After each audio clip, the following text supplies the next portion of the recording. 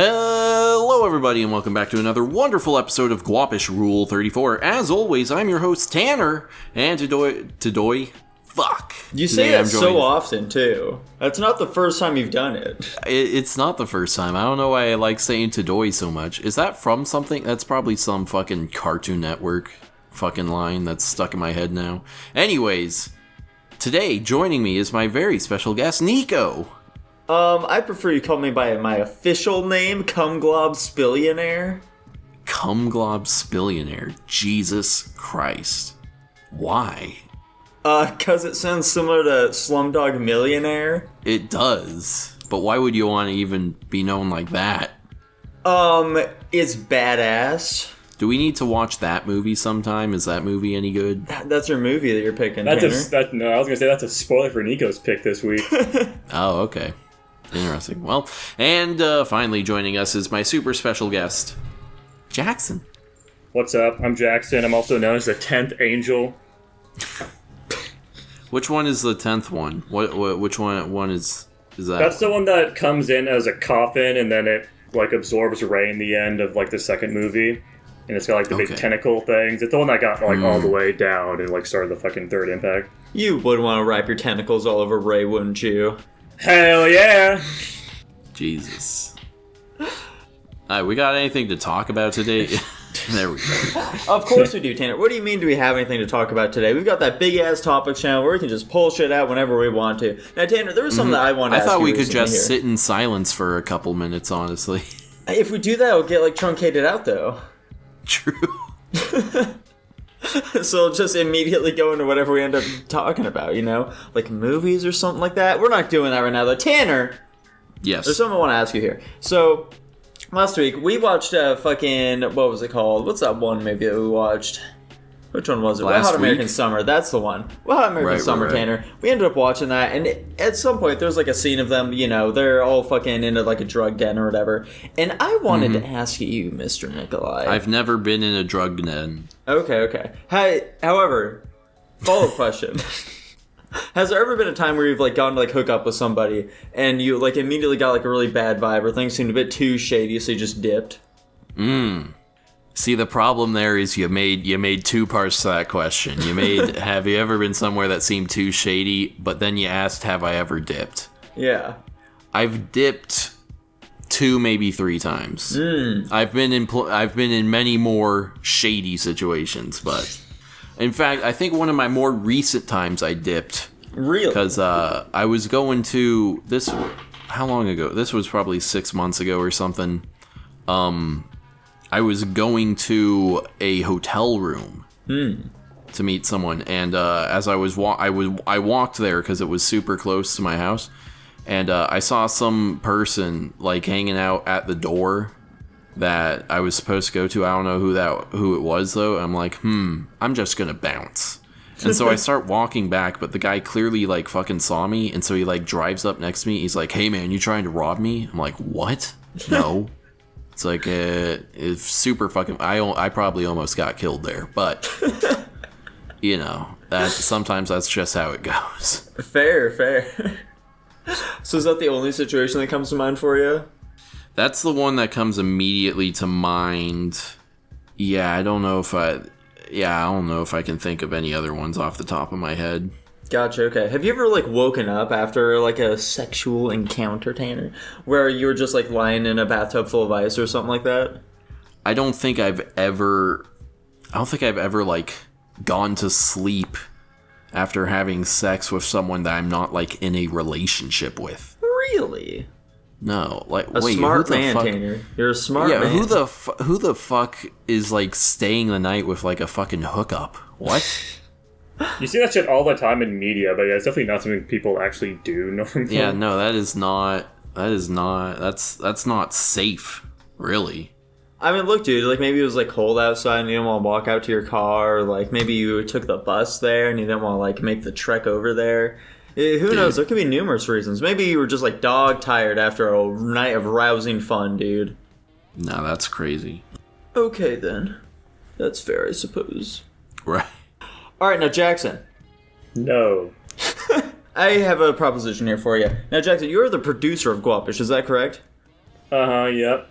Perfect. So I'm going to set up a hypothetical situation here for you. Jackson, you are the producer of not only Guapish, but also some large media company, okay? Tanner and I are coming to you. We each have our own individual pitches for children's TV shows. Now, Tanner, this is going to be a children's TV show. There's, aiming towards, some sort of education towards, children, 2 to 4 years old, Some sort of okay? education, just any? Yeah, just, some sort of education. For children that are, 2 to 4 years old, okay? Okay. For, small, tiny children. Mm-hmm.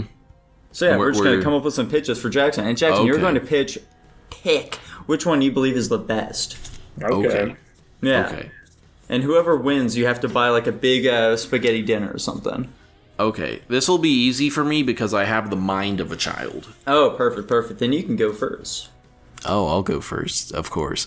So the show is about a so it's about this bear. And he lives let's say he lives in Yosemite National Park, somewhere beautiful and naturous, This is just sounding like the plot of Brickleberry so far. No, what? I don't even know what that is. So anyway, when you said bear, I'm just imagining like a big hairy gay guy living in Yosemite. No, like an actual animal, the bear. Okay, go on. And he's got a goofy accent. You can't really place it at all. And he's got a cute little outfit. Maybe a green hat and tie or something. He's also got a little companion, like a character that the kids can really identify with. So he's like a smaller bear, a tiny one, and I think he also has a hat, but maybe his is blue or purple or something. And they get into all these hijinks with the local park ranger. And these hijinks teach them the value of sharing and not stealing, and the gold standard, fiat currency, all that good stuff you want to be teaching to kids. And that's kind of the show. I'm going to be honest, man. I don't think that'd really fly in modern society. I think that's a little too edgy. But I'm excited to hear what Nico's concept is, so I can compare it to that and see if it's better or not. I must say, Tanner, you are incredibly close to your mic throughout all of that. I'm sure it's going to sound fantastic later. I don't see why it wouldn't sound fantastic. Fair. Okay, Jackson, so here's my pitch for you, okay? Now, children, they love just a lot of explosive energy and also food. That's basically it, explosive energy, pretty colors, and food. So here's what my show is, okay, Jackson? This better not be a mukbang. Well, interesting you say that, Tanner. So, this show is just going to be, it's going to be super fucking oversaturated, alright? They're just cranking up all the colors to maximum. It's going to be live action. It's just going to be a bunch of men in a big old room together, okay? And they have tables and a bunch of other stuff in there. And they're just going to have a bunch of different fruit that's it's fruit, so it's all colorful and shit like that. And they just throw it against walls or onto the tables and shit, and they just devour it like animals, okay? And they tell the children all about the different fruits that they're eating on a specific day, as well as some fun facts about that fruit, where it's grown and shit like that. It'll be crazy, man. I think that it'll have mass appeal to small children. Nico, I'm going to be honest with you. I don't think kids like fruit. And I don't think there's nearly enough satisfying content in this show to appease the modern we'll baby. Spread out to vegetables as well, man. Wow. Vegetables? I think we're getting a little crazy here. I was really trying to think of, Mr. Beast branded Feastables bars you're throwing at the wall or something. Maybe some Prime energy drinks, I know 2 to 4-year-olds really like their influencers, and I think we really have to mesh that with our idea here. So I think actually I'm going to, in fact, go with Tanner's idea of Yogi Hang on, Bear. Jackson. Hang on a second here. What if we get the influencers involved, though? What if, they become, some of the men who are there, okay? They become men? They're some of the men who are on the show. What if we turned YouTubers into men? Wouldn't that be crazy? Yeah. Logan, Paul, KSI, Mr. Beast are all on the show throwing their branded products at the wall. They just take some Bang Energy or something like that, throw it against the wall, start drinking it up from the table. I think I like this idea here. What if we, in fact, have a third of the screen, let's say the right third of the screen is dedicated to Subway Surfer or something. There we go. Or maybe they're grating cheese or cutting something really satisfyingly. I think we're onto a real banger of an idea here, Nico. It feels like you're just kind of pitching, what if we put TikTok on television? That's not quite it, Tanner, because, there's definitely more to it. Okay, here, how about this? Instead of, the guys explaining the fruit, They're just doing all this crazy shit on screen. All the while, there's like a pleasant British man in the background telling you about this stuff. Where he's like going over like the history of like how this stuff was grown and stuff like that back in Mesopotamia or whatever. Dude, I don't think 2 to 4 year olds know what Mesopotamia is. They're learning, Jax. That's the point of it. Yeah, exactly. I think they're learning like 1 + 1 and shit back then. I think you're going a little over their head. Speaking of influencers, we had 2 major influencer-related events this week. Like what? I know one of them. Yeah, we had that Jake Paul versus Nate Diaz fight. I didn't see it. Who the fuck cares about that? One thing I do want to ask, though, how the fuck are the Paul brothers actually popular? Like, what do they do? I don't know anything actually about them except for, like, when they have big controversies. Mm-hmm. They're just really good at marketing themselves, I guess. Yeah, that's pretty much it. But, like, really what's their content? What do they do? They get in fights with people. Yeah, that's most of what they do now. They flaunt their wealth and make people want to be like them, the young, impressionable kids. Mm-hmm. With, like, 95% of their audience. Okay. Because, like, to my knowledge, like, nobody actually watches these people. They all just criticize them at all times. Yeah, no. Young kids eat that shit up. Okay. Yeah, it's the little kid. It's the same, it's the same kids that are watching Mr. Beast, Dude, Jackson watches Mr. Beast. I watch, like, 1 in every 10 videos he makes, maybe. If I see a car in the thumbnail, I'm like, ooh. Ooh, car. The last one I watched of his was literally just because a YouTuber, or I guess like a channel, Donut Media, did like a collaboration episode with him. And I thought it was going to be a much bigger thing than it was. Like, they made a whole video. They're basically just taking 2 cars and we're going to send them over some like school buses. And Donut Media had to basically they had like a stock car, and then they made another car where they attached a fucking jet engine to the back of it. So they engineered like a jet engine to put on the back of this car, like a remote control system. And it was like this like complicated setup and everything. And then I went and watched the Mr. Beast episode. It was not like prominently featured anywhere on like the marketing for this episode at all. And it was like maybe a 30-second segment of this episode with no acknowledgement of like Donut Media at all in any part of it. I'm like, this is fucking crazy, man. It's just like, this is just funny. Something they're doing in like some 7-minute video. This like massive project that a whole other company took care of and documented the process of. It's just a 30-second segment on this guy's video. That's funny. The other big influencer thing is, did you guys hear about that thing with Kai Cenat? No. Yeah, there's like a fucking riot going on in New York City. Yeah, he caused a fucking riot because he was doing like a PS5 giveaway. By the way, I've never fucking heard of this guy. He's apparently the most subscribed person on Twitch.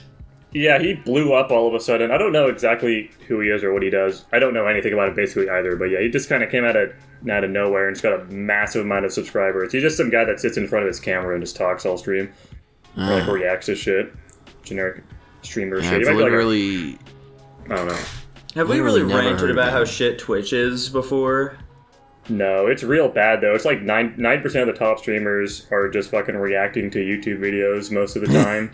Yeah, it's really fucking garbage. Like, you have that kind of shit. And then just like outside of that, like basically all streamers are really terrible, and there's no real differentiation between like the top streamers and the bottom ones. Like, they're all exactly the same as one another. Just some for whatever reason have a bigger audience. Some of them are hotter. Some of them make pretty interesting content. They can, like fucking... What the fuck does XQC do? Why is he popular? He's a funny guy, I guess. That's all I really hear. I hear people say that he's funny because he sounds retarded and he's stupid. But yeah, there's some people that make some interesting content. Like, I don't know if Ludwig still does it, but he did like the game show stuff back in the day, which is pretty well produced. And I'm pretty sure that's what got him his fame. Jerma has done a bunch of like bigger events. I'm sure plenty of other people do it too, but yeah, it's mostly just schlock though. Yeah, I don't understand, dude. I really don't get it. What platform has the worst content? Oh, it's Snapchat. Never mind. I don't know why I even asked. I mean, for the most part, Snapchat's just like re-uploads of like fucking YouTubers or TikTok stars for the most part. I'd say that makes it worse. Like, it's not great, but at the same time, like, TikTok itself exists, Tanner. Uh-huh. TikTok itself isn't that bad, though. It's like, The problem with it is that it's just a bunch of short form content, which is bad for you. But like the actual content is pretty fucking funny most of the time. It's just short form content. There's a limit how good it can be. I'm personally not a fan of like really any short form content. I mean, I'm not either. I think it's all pretty trashy. And most of the time, it's like they're not even trying. It's just like a YouTube video uploaded in 16:9, so it's impossible to watch on like the little screen resolution. Have you guys seen this thing on TikTok they're doing now where it's just like kind of attractive women, like just like people pay to send them emojis and then they say what the emoji is? Yeah. Oh yeah, it's them pretending to be NPCs is what it is. Yeah, yeah. It's some of the most deeply unhinged shit I've ever seen, and it truly scares me for the future of our country and world. Yeah, it's pretty unsettling. I'm not a big fan of that kind of shit. Who's worse, the people creating that content or the people who are enabling it by consuming it? The enablers. The enablers 100%. They wouldn't be doing this in the first place if people didn't want to do it. They probably did like a one-off joke stream, and it got fucking massive traction, so they just kept doing it. Bad news, boys. I need to shit really badly. It's breaching at this point. I gotta get going. I gotta go. Uh-oh. Tanner, are you aware of the YouTuber Meat Canyon? Yeah, I'm familiar with Meat Canyon. Yeah, they actually just did a video of that NPC phenomenon. Literally, they uploaded it today, 8 hours ago, even. Here, let's do a reaction to it in our podcast. I don't know about that one, man. Come on. It'd be funny. No one's ever done a reaction to a YouTube video in a podcast before. That's true, man. Jamie, pull that up. Check it out. Jamie, pull that up. Should we get a producer? Or should, I guess, more accurately, should we upgrade? Okay, gotcha. Then, Jackson, pull that up. Oh, I'm on it. Mm-hmm. This is some primo content right here. Okay, I'm watching. All right, here we go. All right, here we go. This is great content that we're producing for our watchers right now. Yeah. So the guy just fell out of his bed. He's wearing some Crocs. Uh-huh. We got Inosuke. It's so low. Yeah, he's got the fucking, Naruto bed sheets. Yeah. I watched this the first time. I literally didn't know any of this shit at all. I was so focused on the guy just fucking dying on the ground. That's funny. I could tell Meat Canyon feels the same level of despair I feel at this trend. Yeah. I was so confused when I first saw this, as most people were. Oh, did you not know what the thing was when you saw this video? No, I've known about this for a couple of weeks now. I mean, like, when I just first saw a video of somebody doing the NPC thing, I was just what the fuck am I looking at right now? What is happening? Yeah. Wait, do they even make money doing that, or is it... how are they making... Yeah. This is the only one I noticed, the fucking power sitting on the toilet model. That's the only thing I noticed. They make money. Basically, all of those like little emoji things they're sending cost money. You like buy TikTok coins or something, and then you can send a certain amount of those, and then they get a cut of that. It can be a pretty significant amount too. Like they said, they made like a couple $1,000 a stream sometimes. That's so fucking. What can we do that's kind of like that to make money? Or are we not hot enough to do that? We're definitely not hot enough to do that. A big reason why they make them. It's just women. It's just like attractive. I saw one guy who was like making a tower out of nuts, and like if people paid him enough, he would knock it down, and he just kept going until he built it. Yeah, I've seen that. I've seen somebody have a live stream where they're just like adding to a counter or something, and they just fake being really mad if somebody like pays to have them reset it. Like, they're just, like, clicking, like, just spamming on a tablet or something, and then somebody does a reaction. Like, oh, damn it, I gotta go down again. I'm never gonna get done with this. And they're just, like, faking that the whole fucking stream. Oh, yeah, I'm getting so close to this goal. Oh, you got me ruined now. I'm never gonna get done. And they're doing that the whole fucking stream. Who is watching 4-year-olds with access to their parents' credit cards? Like, it must be. It's absolutely fucking brain-numbing content. It makes no sense. Here's my version of this. I think we could do. Let's get people to pay us emojis to do like push-ups and crunches and sit-ups, and we'll see how that works. Or we could just hurt ourselves. I don't think we're hot enough, man. What if it's you and me on a stream, and we're like, okay, send this emoji for $10, and I will punch him as hard as I can in the stomach, or send this emoji and he'll punch me as hard as he can in the stomach. Can we make some money that way? I mean, maybe. I don't think they'd let us because we'd probably get banned for breaking their TOS for trying to incite violence. But what? It's not incite. You're paying somebody to physically assault somebody else. Well, yeah. We just have to be a small enough account that no one notices that shit. Yeah, they have to ignore us. Can we create an AI actual NPC woman to do this shit? Maybe. Speaking How difficult of AI, would it be to craft that? Okay. Speaking of a fucking AI thing, my brother is in a weird mood right now because he's also unemployed, and he's been trying to find various ways of making money in this time. Mm-hmm. And a lot of his ideas are based around not being an influencer, but making content on TikTok or something. And he had an idea where basically, okay, let me restart here. I'm getting a little confused with what I was trying to say. Right. So there's two parts to this, right? So he's got the videos part where he basically has some bot that's taking a Reddit comment or something, some top posts on Reddit, and he just runs through that and the comments or something. You just have some script that runs that and just produces that whole video. He doesn't have to do anything with it. Okay, I've seen these videos, but he's saying he'd automate this. Yeah, exactly. He just takes that, it just automatically just generates the video off some commented grabs, and it just does it all. But that's only part one of this. Part two is most of those times, the background of the video is some gameplay or something. So the second part is he's gonna make some very advertisable mobile game, and he's gonna one of those really satisfying to watch mobile games. And he's gonna make that the background video of these fucking automated videos, and then people are gonna see that game and they're gonna be like, oh, that looks kind of fun, I want to play that. And then they go and download the game, which is going to be very aggressively monetized. Yeah, and then, it picks up like that. All he has to do is make an actual version of that game where it's people running down a thing and they have to go through gates to upgrade themselves. That's what all those ads show, but that game doesn't actually exist. If you download any of those apps, the gameplay is wildly different. It's an RTS for some reason, but they advertise it as it's a run and gun and you upgrade your eye and shit. Yeah. Honestly, I think it's a pretty solid idea. I have the technical skill to do all of that, and I'm almost tempted to fucking do something like that because I've got nothing better to do. You should do it, man. You could make a great fucking dipshit dipshit mobile game. Yeah, it's possible. The problem is I don't know how to publish on Apple without having an iOS device. I mean, I do. I have an iPhone, but I'm pretty sure you need a fucking Mac computer to be able to publish compiled code to the iOS Apple Store. There's probably a way around it. I would hope so.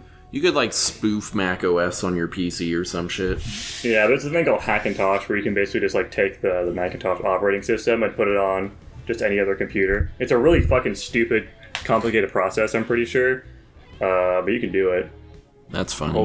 Holy shit, Nico's back. Welcome back. And that was Guapish at the movies, everyone. I'm glad that every single movie got all S's. That's crazy. Sorry about that, guys. I was really fighting for my life in there, if you catch my drift. I do catch your drift. It's been 15 minutes since we started this. How did you not know that you had to take a massive fucking shit? When I got something like that coming up, I feel it. It was one of them real liquidy ones, those are the types that can sneak up on you. Mm. Yeah, it pounced on you out of nowhere. Exactly. You gotta be careful of them. What now? I don't know what you guys were just talking about. I don't know where to transition from here. Honestly, to be honest, we kind of reached the conclusion of our conversation when you sat down. Well, goddamn. I guess I have just perfect timing, I have perfect timing. Yeah, exactly. Well, if that's the case, so, Guapish is growing ever bigger every single day, okay? Lately, we've started getting to around 30 viewers an episode, okay? That's pretty big. Wow, on YouTube? Yeah, exactly. I remember a time in which we'd only have 20 views an episode, man. But 30? Yeah, last week. Yeah, exactly. So, my big question for you, Tanner. When we get big and famous, assuming that you're a single man, would you ever be okay with dating a fan? Honestly, in my position, I think I'd have to be. If I ever want to stand a chance of meeting love, I'll date a fan of mine. What if they're 16? Why are you taking so long to respond? Well, I'm laughing, okay? Shut the fuck up. Obviously I'll be no. Let me see your ID real quick. Yeah, let me see your ID, but hit me up when you're 18. I mean... What level of we'll keep in close contact until we get what level of interaction is appropriate in that? Do you have to say, well, since you've attempted to interact with me at 16, I have to write you off forever? Or can you just be like, maybe, hit me up in a couple years, and then if you don't have any contact beyond that, are you safe? I think the whole idea behind all of this is pretty fucked up in the first place. I think if you find out there's a fan and they're 16, they're trying to contact you in that sort of way, you should just immediately block them and cut contact. Yeah, gotcha, there are plenty more fish in the sea. Like, you don't. I feel like you don't have to take the gamble on that one at all. Just block them and move on. What if they contact you again, after they're an adult, and they're like, by the way, I've been a fan since I was 16. Are you safe there? Yeah, that's fine. What if they tell you they tried hitting you up when they were 16 and you said no, and then they re-hit you? How old are they in the situation now? I don't know. Once they're 18 now. Yeah, they're 17, but in 2 days they're going to be 18. Again. They want to fly down for that specific day. How close does a person have to be to 18 for you to feel comfortable smashing? Honestly, what do you mean by that? Like they're not 18 yet? Yeah, but how close, I don't think I'd be comfortable with smashing anybody less than 20, to be honest. I'm 20, I'm 24. Fucking 18 is 6 years younger than me. That is so much. That is pretty I graduated scary. College, they're a fucking sophomore in high school. That's that's a little sketchy for me. That's an They would not be a sophomore, a but that's someone that got held back 2 years in school, my God. 4 years of college, 2 years of high school? Oh, I see. You're saying if you were 2 years younger. I gotcha. I understand. That is crazy. That was fucking 6 years ago. Jesus, we're getting so fucking old, dude. We're getting to be old men. Back to the root of the question, though. The initial one, and not this perverted one that you've contorted it into, Tanner. How about you, Jackson? As I said, I don't really think I'd even date anybody even close to 18. That was not the initial question. What the fuck was the initial question then? Would you just date a fan? Oh, that. Okay, I forgot about that question entirely. That's why I had to circle back to it. I'm glad. You should have reiterated it. I was not paying attention. I would definitely err on the side of no, unless it seemed like they were very genuine and not just because they're a fan, which really, sours things just because, it's kind of muddied whether or not they actually like you or if they're just doing it because of, adoration as a fan. Mm-hmm. So I definitely would lean towards no unless I had overwhelming evidence that they're actually being serious about it, and I actually felt something towards them, I guess. How would you even tell, though? Okay. It's interesting you didn't bring up the idea of power dynamics or anything like that there. I mean, that's what I was trying to say.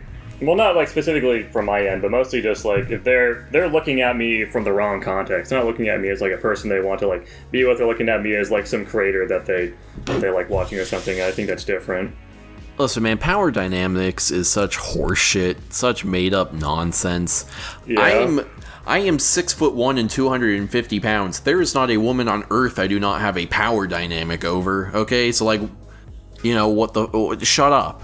I think it's mostly about the position they're in rather than the actual physical capabilities of the person. If you're if you're a fucking major celebrity, there's a massive power dynamic over some fucking girl that you're dating just for the fact that you have a lot more leverage than she does.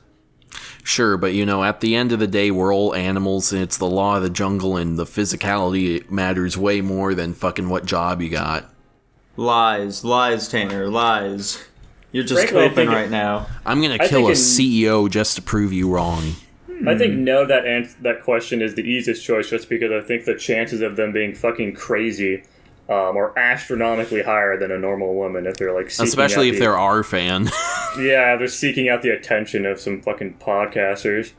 Unhinged behavior. Yeah. I wouldn't mind it at all, personally. Yeah, you pervert. We should find a female we can regularly have on here. We got too many guy friends. True. But women aren't funny, so what the fuck are we supposed to do? That does make things a little difficult. But at the same time, it's not like we always have funny guests on. It's not like we're always funny either, Tanner. You silly Fair guy. Enough. We're always making each other laugh. Fair enough. Sometimes. Has a woman ever made you laugh, though, Tanner? Has a woman? Ever made me laugh? I've laughed at women before. I don't know if there, like, I don't know if there's ever been a time where, like, it's, you know, it's been unexpected and not me being like, okay, the correct thing to do in this scenario is to laugh. I'm gonna say, yeah, a woman has probably made me laugh before. Okay, there you go. I mean, you watch, like, a ton of comedians, Tanner. Surely you've listened to, like, some female I don't watch any female like, ones. What? I think, yeah, I don't know if I've ever seen, like, a full comedy special by a female comedian. Really? No, I don't think so. That's honestly shocking, considering how much. Like, who's a good one? I mean, like, I don't know off the top of my head here, man. Right. I'm personally not a big comedian guy as is, so like. Yeah, I don't watch a ton of stand up, so I couldn't really tell you. Whenever Joe Rogan has a comedian on his episodes, I just skip them. It's very strange. I never really got the comedy thing. Like, when I was a kid. Wait. You don't get comedy? No, like the stand-up comedy is what I meant to say. Like, when I was a kid, fucking one of the friends I used to go over to all the goddamn time, it's like half the time I went over there, he just had some comedy shit playing the whole time, like just some stand-up comedy the whole time. Like, I don't understand this. I don't really get it. I'm not a big fan of stand-up comedy. I went to like one live show before and it was okay. It's just not for me. Do you remember which comic it was? Yeah. No, it was just someone. I don't even know. It was definitely not some local one. It was just some dude that came to my college at some point. I don't know who the fuck it was. That's probably why. Like, the only comedians who will go to colleges nowadays are like super safe ones who don't say anything offensive whatsoever. No, he was definitely pretty offensive. What? That's what insane. Did he say? He was some black guy talking about his upbringing. Oh. Well, that's why. There we go. We solved the mystery. And then before him was actually a woman, but she did like the pre-show. Honestly, I think the woman was funnier than the guy in the pre-show as well, which is pretty fucked up. Oh. Why is that fucked up? More, not because she's a woman, but because the pre-show I thought was funnier than the actual comic. Okay, right. There. I really want to know who this fucking guy was. Yo, look it up, man. How would I look it up? How would I find this information, though? It was probably in like 2020. You can look up a comic that came to Oregon State in like 2020. I don't know exactly what year. Honestly, it may have been earlier than that too. Maybe it was like 2019. Like I said, it was probably Trevor Noah. I don't think it was Trevor Noah. I don't think it was. He was already on the Tonight Show, wasn't he?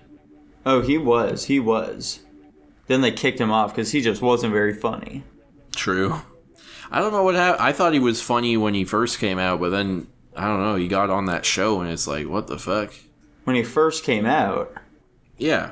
Speaking of coming out, there's something I need to tell you later, Tanner. Okay. Shut the fuck up, you stupid bitch. Well, he's coming out as straight. Why are you putting him down? You fucking dipshit. I'm finally ready to embrace my current sexuality. But to answer your question before, Nico, yes, definitely. Yes, definitely. Thank God. I don't remember what question you're currently answering, but thank God. You'll figure it out when you're watching this episode back. It's a fun little Easter egg you can find when you're watching this again. Alright, now in the meantime, while Tanner's looking that shit up, I guess. So, here's one thing I've noticed recently with a lot of YouTubers, okay? So, they've been starting to, like, create their own products, okay? Like, I'll see YouTubers who will, like, start their own clothing lines. A really popular thing is, like, little boot camp musicians or something like that, you know, like SoundCloud rappers or some bullshit, you know? So, like, my question to you guys, also, like, coffee, you know, that's another one I've seen a few times. My question to you guys, what would, like, the Guapish product be that we spin off from? Because, like, you know, YouTube's going to dry up at some point. That well's going to be getting out of here, and it's seeming like it might be sometime soon. So, like, what's going to be our product to make sure we have a lasting legacy around? I think we buy some cheapo Chinesium audio equipment, and we brand it as, like, Guapish audio equipment. We got the official Guapish mic, the official Guapish recording headphones. That could be pretty solid. The official Guapish XLR. What do you think, Tanner? What do you want to go for? You know, audio equipment is such a good one, to be honest. You know, I guess we could do the typical influencer thing and, like, start some fucking, like, ghost kitchen DoorDash business, you know? Guapish, I don't know, Guapish ramen or some bullshit, you know? It gets made for, you know, $7.50 an hour by some illegal immigrant in an unmarked building and then sent out over DoorDash. There we go. That could be pretty decent. We do have a Did you Sorry. Did you hear that Mr. Beast is suing Mr. Beast Burger? Yeah, because, I did see that. Yeah, that's really fucking funny. I like that shit. Dude, you got Mr. Beast Burger near us. We should get some. I'm totally fine with that doing that, I think. You kind of have one near. Again, it's a ghost kitchen. It's like an unmarked building. I want to go to that unmarked building and find out just what they have cooking behind the scenes. It's probably some other business. It's some unrelated business, and then they just have them making those on the side for mobile orders. I want to go to that business. Yeah, or it's just straight up just a kitchen. There's nothing attached to it. It's just like a kitchen people go into to make shit and deliver. I want to confront them. Find out where they're hiding Mr. Beast. How they're turning him into so many burgers. Hey, Jackson, does November 9th of 2019 sound correct? It was I'm pretty sure it was in the fall, yeah. Okay, so do the names Dave Collier and Kellen Erskine sound correct? I don't think this is right. Maybe? You're asking a man who's known for not having a great memory. Yeah, to remember two names of two comedians that I didn't care for when I watched them 4 years ago. I don't think these are the right people. You said one of them was black, didn't you? Yeah, it was like a black guy and a white chick. No, the white chick was like the one introducing them. This isn't correct then. We're never gonna find it. I think we give up. I also think that. I think it's more of a post-guap thing, which we don't do post-guap anymore, so I'm suggesting you just drop it and just I guess we're never going to do it again. Get rid of it. Speaking of never giving up, is it time for us to talk about our Patreon pick for Guapish at the Movies? You son of a bitch, you shut the fuck up right now. We're not doing Guapish at the Movies yet. We're not? Why not? We got 4 movies to get through. We're already like half movies. An hour in. Yeah. I want to do like one more topic here though, man. Well, then let's do it then. Golly, I didn't even get to pick my Guapish spin-off product yet. Who cares about your product? Pick a topic. I feel like gummy worms would be good. I feel like we'd make some good gummy worms. Okay. Like CBD gummies? Yeah, exactly. Just chomp on them, then chill out and listen to the podcast. Did I mention I've tried weed now? You have? Whoa, Tanner, how'd that go, man? I guess I forgot to tell you guys. That's crazy. Was it? I assume that was recent? Yeah, it was like 2 weeks ago. Oh. Maybe less. How'd that go, Buster? I just coughed a lot and it didn't do anything, so... It seems to be the same thing as alcohol, where like my legs get wiggly, but my brain just is unaffected, so... So why'd you end up giving it a shot, dude? A cute girl asked me to. And you were making fun of me for saying the exact same thing. Have you tried weed? Yeah, we talked about that on a previous episode. I've tried smoking weed a couple of times. A couple times? That's right. I guess I did try it one more time since talking about it there. Where I did try weed with like a few friends. There were like some cute girls. Tried giving it a shot. Didn't work out. Nothing affected me whatsoever. And then I went to a drive-in like a few weeks ago. Actually, like a little over a month ago at this point. And gave it a shot there as well. Also didn't really affect me. Got your hot box in the drive-in. Last night I also tried smoking weed again. This one was supposedly a much more powerful blunt. It also didn't affect me though. I can't believe you didn't tell me you tried it when you said that she fucking smokes weed. You mentioned that, and then you didn't tell me that you also attempted to try it then. You're leaving out the important details of things I care about. I mean, the drive-in was a different girl, so like... I know exactly who you're talking about for all these instances. Oh, okay, perfect. I don't think you actually do, but like... Maybe not the first one, but the next two I definitely know. We'll get down to the sticky icky at some point there. We'll find out just how much you truly know, Jackson. That'll be on the Jackson quiz.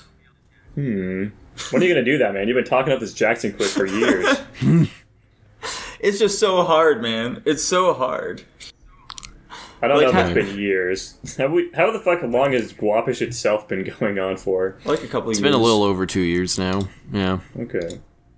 I'm going to be honest, you guys, I think my internet dropped out for most of that thing that Nico was saying, so I did not hear jack shit.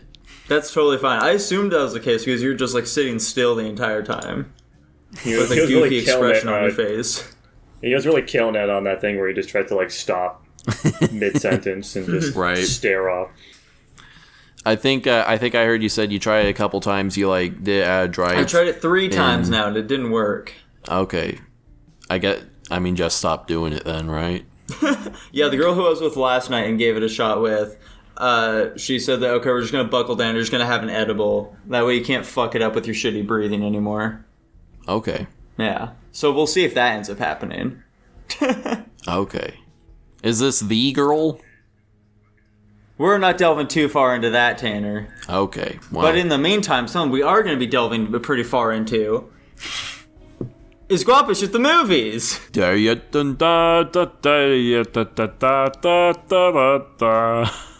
Nico, I can't believe you stole my transition. I wanted to do a transition because, we were talking about our Patreon pick first, RRR, which is, a movie about people that never give up and they fight against the British, right? Mm-hmm. Which is like a perfect segue, you son of a bitch. You stole it from me to talk about your dumb weed story nobody cares about. Anyways, we're Tanner was the one who started with the weed talk. Was I? Oh, yeah. Anyways, we're doing our Patreon pick. I can't remember who picked it, but thanks to whoever picked it. We're doing RRR. I think it was Joshua Bean. Yeah, Joshua Bean picked it. Thanks, Joshua Bean. Yeah, we're doing RRR, 2022's RRR. Who wants to give the synopsis of this movie? Tanner, you already kind of started. No, I don't want to talk about this movie, man. Tanner loved this movie. He wants to talk about it. Yeah, sure, I could talk about it. So, let me see. How do we open up? Okay, so a girl gets taken... By the way, we are in British-occupied India. The nation of India. The British take a girl...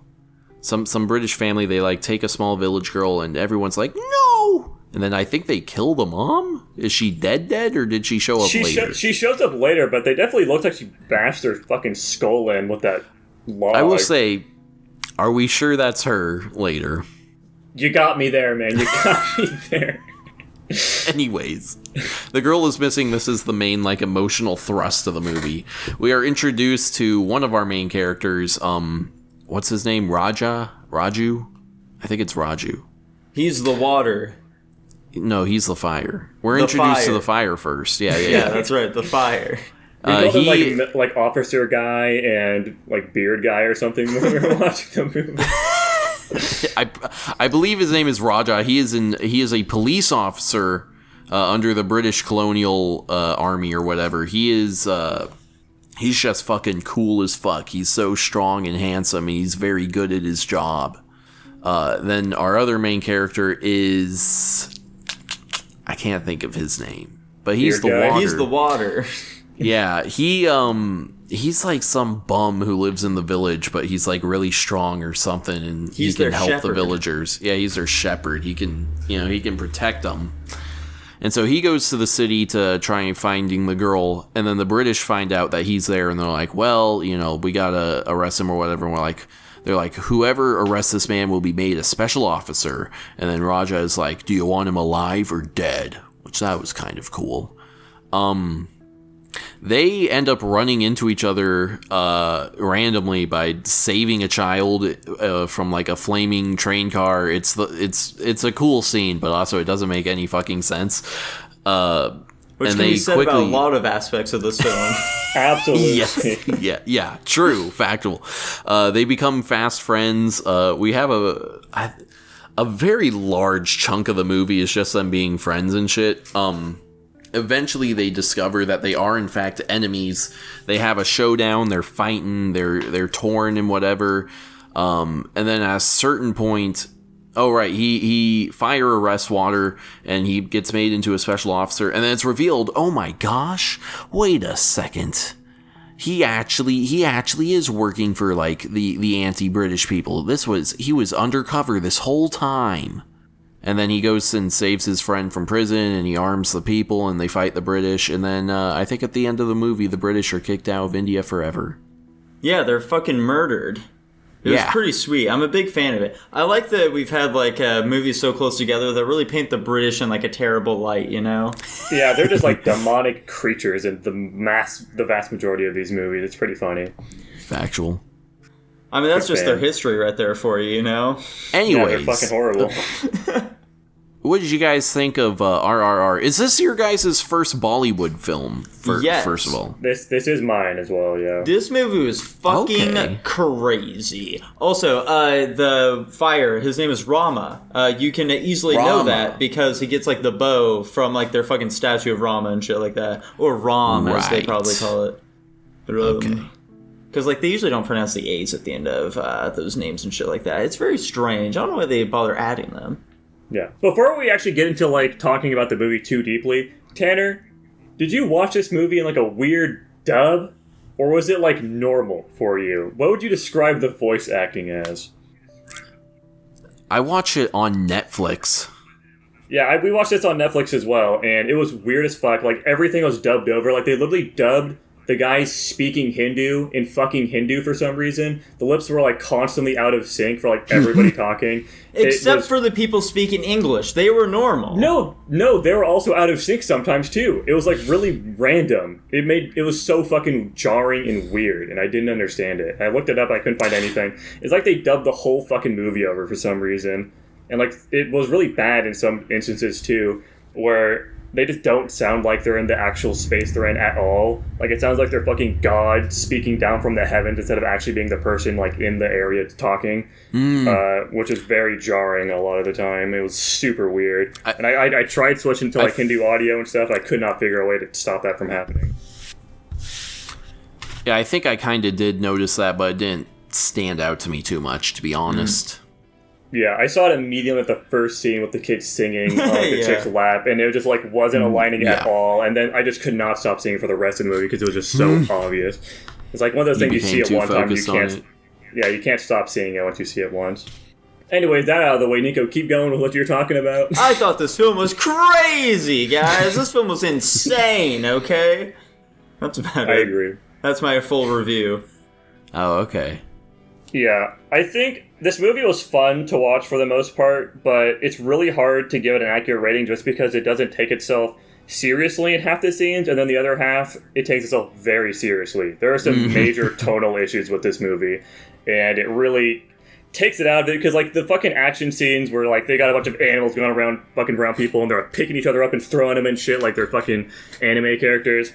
Completely ridiculous. It's fun to watch, but the tonal situation with all this just doesn't make any sense, and it's hard to like know what they were going for with this movie. This might just be like a Bollywood thing, but like it's really hard to like get invested in something that just doesn't make any fucking sense half the time, because it's just like batshit insane stuff, and then it goes back to like an emotional character drama afterwards. Yeah, especially during parts where like you see the Fire's backstory when he was a little kid, like fighting against the British, and his father or whatever was like trying to help him learn how to shoot, and he like gunned down a bunch of British guys, and it was all played like super serious and shit like that, you know, where he's like aim, cock the gun or whatever the fuck, shoot, you know, all that kind of shit. Yeah, and then the next scene is like a bunch of fucking CG awful looking animals running around killing people in a fucking massive battle in front of a mansion or something. Yeah, but yeah. Honestly, I think the tonal issues are probably my biggest issue with this movie overall. It's just the movie didn't really pick what its identity wanted to be. If it wanted to be like a serious, like, war piece kind of thing, or if it wanted to be just like some balls off the walls, like, fun adventure thing.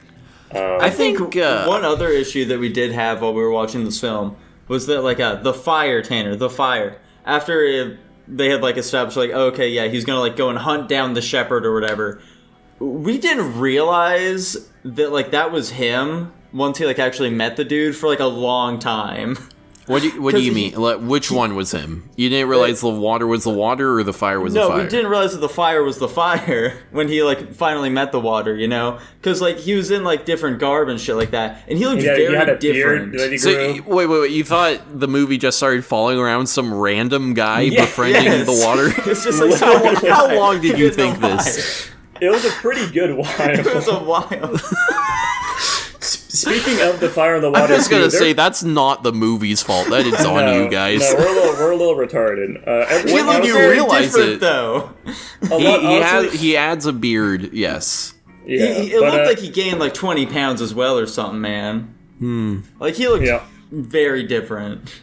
Yeah. Also, I don't know Indian culture or anything, so maybe I'm out of place saying this, but they're, like, becoming, like, really close friends was the dumbest shit of all time. It's like, there's just some kid that is, like, stuck in the water of some fucking burning oil because of some train accident. And there's a guy on top of the bridge, and there's some other random guy on the fucking beach down below, and they see each other, and they just know exactly what to do. And then they just go and do some stupid fucking... What do you mean they used hand signals? Yeah, they use like a couple of hand signals, so like, okay, yeah, I get it. It's totally cool now. This means that you're gonna go and get on your horse, and you're gonna go get on your motorcycle, and we're gonna fucking tie each other with ropes, and we're gonna jump over the bridge and grab him in some acrobatics bullshit. Completely fucking retarded.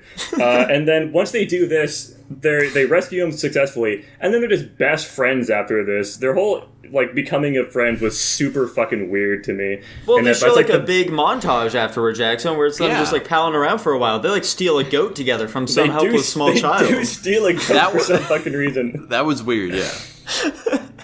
It's like a child chasing them off or something. Who knows? So this is like a lame complaint. This is not like a devastating one. I kind of would be interested in seeing what a version of this movie where the fire doesn't turn out to be like a secret agent is like, because I find that a more like sort of dramatically compelling thing where it legitimately is, no, this guy actually kind of believes in like British rule or whatever, even though he's Indian, you know? Mm-hmm. It seems a bit, I mean, obviously, you know, this movie was made for Indian audiences, so like it's obviously way more engaging for them. That's like, no, he was a secret agent, he's on our side or whatever. But as a white man watching this, I'm like, well, I kind of like the enemies friends angle a bit better. Yeah, this also might be another thing I'm totally out of place with. I guess I'll mention now because of the white man thing. I mentioned this when we were watching the movie, but it was like the dance scene, right? And there was the two Indian guys, and they're getting trashed on by this this random white dude. And then they start fucking, busting a move. And then suddenly all the white chicks are just totally on the side of these two fucking Indian guys. And then all the white guys are like, I fucking hate these things. What? There's no way. Fucking 95% of these white chicks would be like, I fucking hate these stupid Indians. Why are they doing this? But they're all super on their side. Which What's up with their kooky dance? Is this some fucking fantasy shit? The Indians were putting in. It's they like the white chicks, so they're gonna make them all super into them because they're so cool. I might be totally off base with that, but that's how I interpreted it. I was like, this is fucking weird. Before I make this before I say the thing I'm about to say, the horribly racist thing that you're about to say. Yes, fun fact. Well, this is actually the racist thing. The next thing won't be. Okay. Indians have the, on average, second smallest penis of any country. Tanner, that can't be true, because you said on many occasions that race has nothing to do with penis size. When did I say that? You've absolutely said it before. This is a nationality, not a race. Anyway, the next thing is, in that same scene, I love when the white guy starts showing off his, he's like the flamenco, the whatever, and then they do the reaction shot of the black drummer being like, yeah, that was really fucking goofy.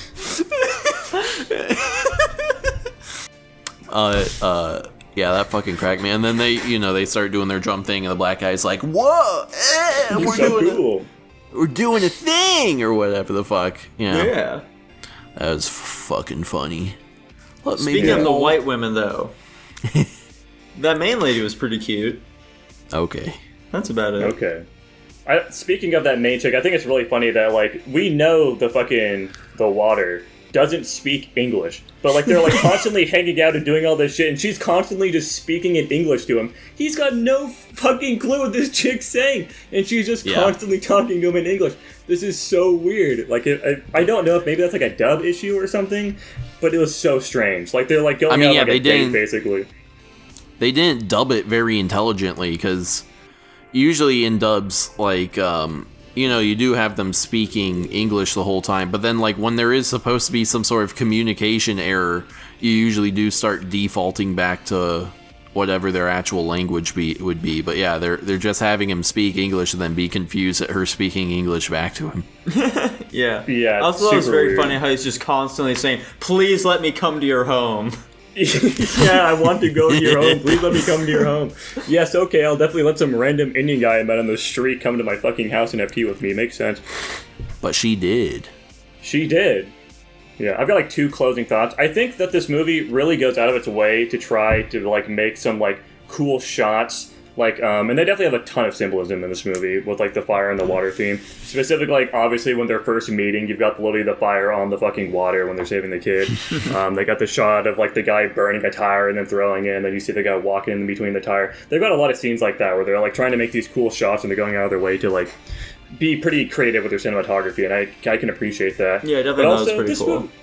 This movie's way too fucking long. It definitely meanders a lot after they do the reveal of the guy of the fire is like actually on the side of the Indians. It really would have benefited from like a much tighter script and like just how long was the like the sequence of showing the fire's like whole background as a child? So fucking long. It was like man. At least half an hour. It was That whole scene was completely retarded as well. Like, we got this massive group of British soldiers surrounding the village, and the dude's dad got shot in front of him, and then he's like, okay, son, go to the exact same area I just got fucking shot, and take my place, and start shooting them. Like, they're not just gonna immediately shoot the kid in the same way again. Listen, man, he's lower to the ground, he's a smaller target. Anyways, they also, like, don't have grenades or anything, or, like, any sort of, like... I don't know if they would. Shooting. They were eventually I don't know if they would have had grenades back then. Dude, grenades were invented like a really long time ago. Those are from like the fucking medieval era. Yeah. Okay. Yeah. Or like when were they really widespread though? Like when were grenades something that officer like when were grenades a thing that like a military member would just be carrying on their person though? Unclear. That is. I mean, I would imagine they probably have, like, some sort of, like, artillery. Not artillery, maybe, but, like, you know... They'd have cannons, like, sure. Yeah, something like that. Also, I mean, if they're taking out a whole fucking village, you think they'd have more than just, like a gang of dudes coming in with their guns blazing. That was a little, you know... Well, I don't think they were expecting much resistance, you know? That's like, fair. they didn't they shouldn't have have had guns. Yeah. Anyways, any final thoughts? Overall, for me, I feel like it was very entertaining. Yeah, I thought it was a very commendable cinematic adventure for the most part. I thought it was like really silly. I thought a lot of it was very creative. I just thought it was too long. Could have done better with a much tighter script. That was about it, though. Something I appreciate about Bollywood is that they don't care about themes or messages or morals. I definitely feel like they did in this. They're just trying to make an entertaining product, you know? They're just trying to have fun. To give their spiel about. Yeah, they definitely just tried to have fun with this movie. This is like some crazy power fantasy shit with the fucking guys becoming like superheroes at the very end. Doing all these insane maneuvers that just make no sense, like picking up a fucking motorcycle and throwing it. Those things are so heavy. Like they just like completely throw all tension out the window because these people are just straight up fucking superheroes. Yeah, and basically like machine gun firing a fucking bow and arrow, and I like that. I like that extended scene of where like one of them is the arms and the other is the legs. That was fucking. That shit was awesome. I loved that. Or them like knocking the guys into the water for the other dude to fucking drown him in the final scene. Yeah, that shit was great. Anyways, and the musical numbers are good. I like the dancing and shit. That was disagree. Fun. Okay, I thought that shit went on for way too long. The last one was really fucking long. Yeah, but there's like literally the final dance scene before like the movie starts to end. And Nico and I watched the whole thing. We're just sitting there like, when's this going to end? It's like a whole music video we're watching. Yeah, there's like showing like a random, I'm assuming very famous historical Indian figures in the background and shit like that. All the while they're like waving Indian flags everywhere. Yeah, I'm pretty sure this movie is like kind of almost an attempt at historical revisionism where they make out sort of the independence movement to be more, let's say, more violent than it actually was. Yeah. Although maybe maybe the version of history we learn is inaccurate, because the way we learn it is. Yeah, the way we learn about it is that, like, Gandhi through non-violence is basically what made it so that the British eventually pulled out. Like, we don't ever hear about any sort of violent uprisings against the British in India. Yeah, but like, Gandhi sucked ass, and fuck that guy. Tanner, what's your rating for this film? I'm gonna give it an S-. S-? Holy shit. It's pretty crazy. Yeah. I'm giving it a drastically different rating than an S- out of C+.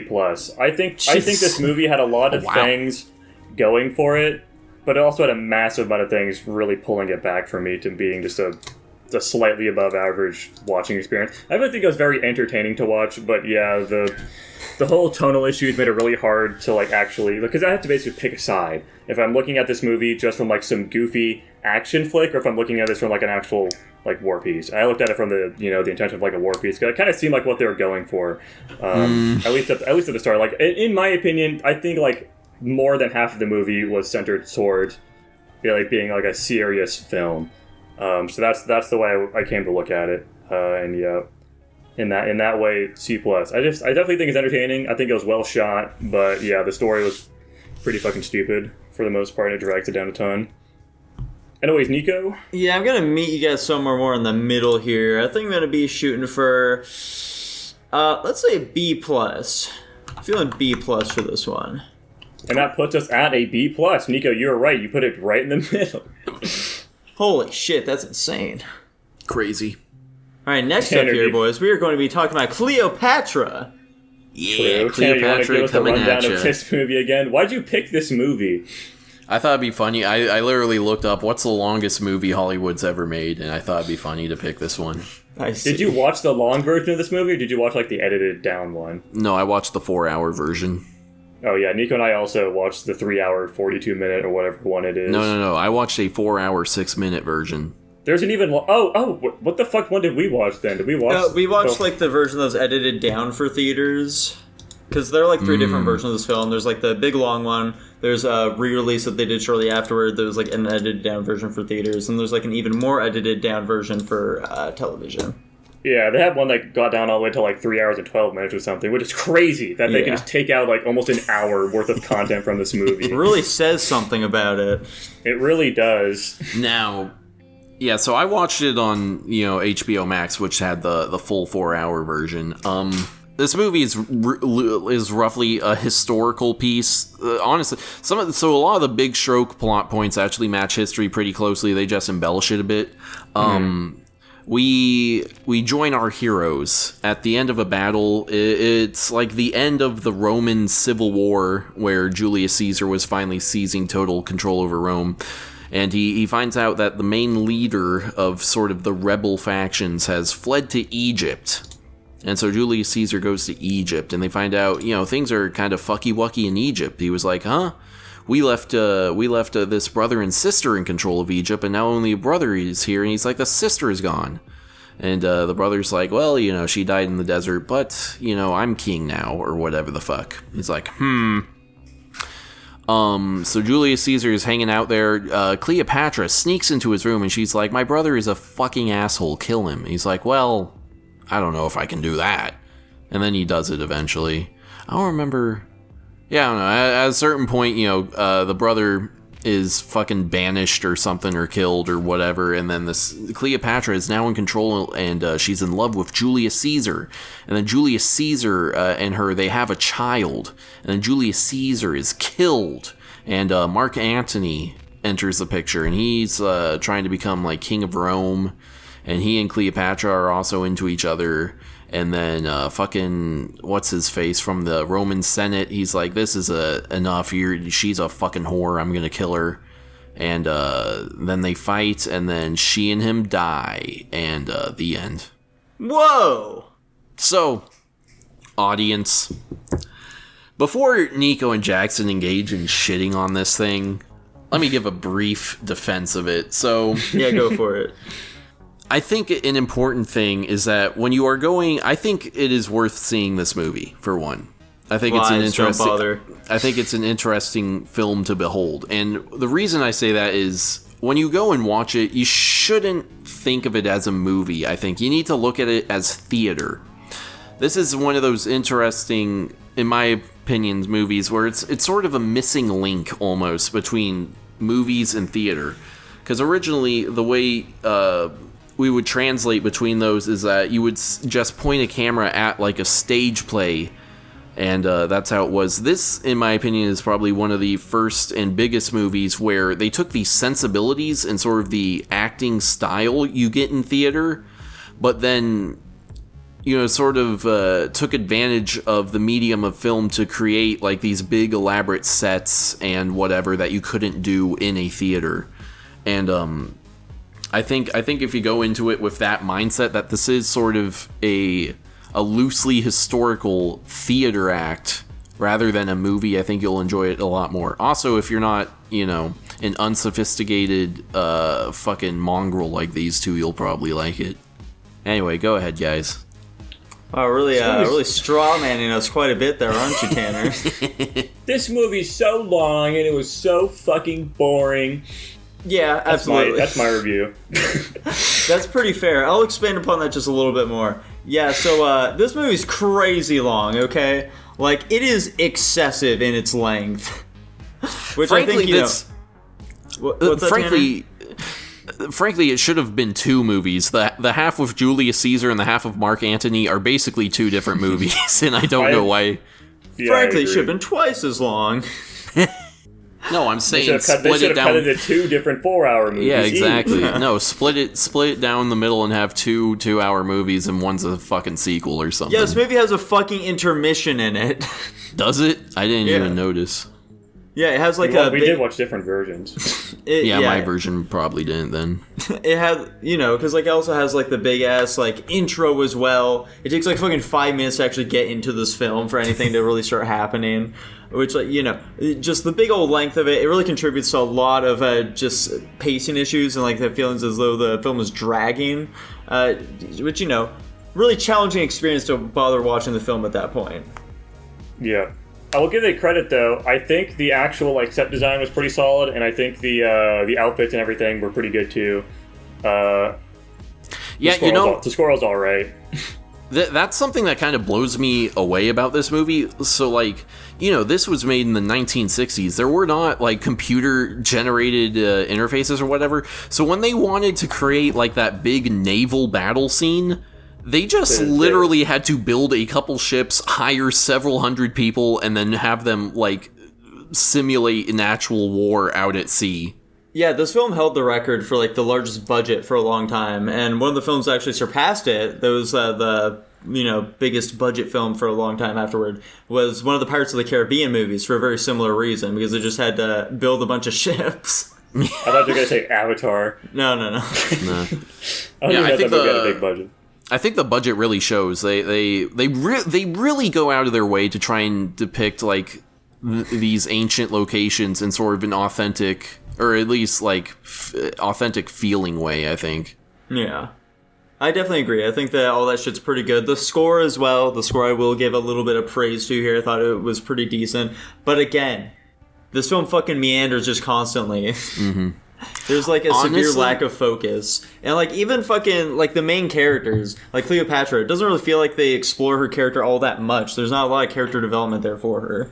I was going to say, I think one of my biggest problems is that I think they didn't do Cleopatra very well, especially since it's named after her. Yeah. I feel because I think what they're going for is it's oh look, she's manipulating all these powerful Roman men, and she's working behind the scenes and whatever, but a lot of times it kind of feels like things, she's not being this grand manipulator and things are kind of just incidentally happening. Mm-hmm. I think just a couple of times, just once or twice in the movie, they need to have a scene where she has a conversation with one of the guys, they leave the room, and then she gives a coy smile or something, something to better indicate to the audience that no, she knows what she's doing. She is using her womanly charm and whatever to manipulate these guys into giving her what she wants, because she does get what she wants over the course of the movie until everything goes horribly wrong.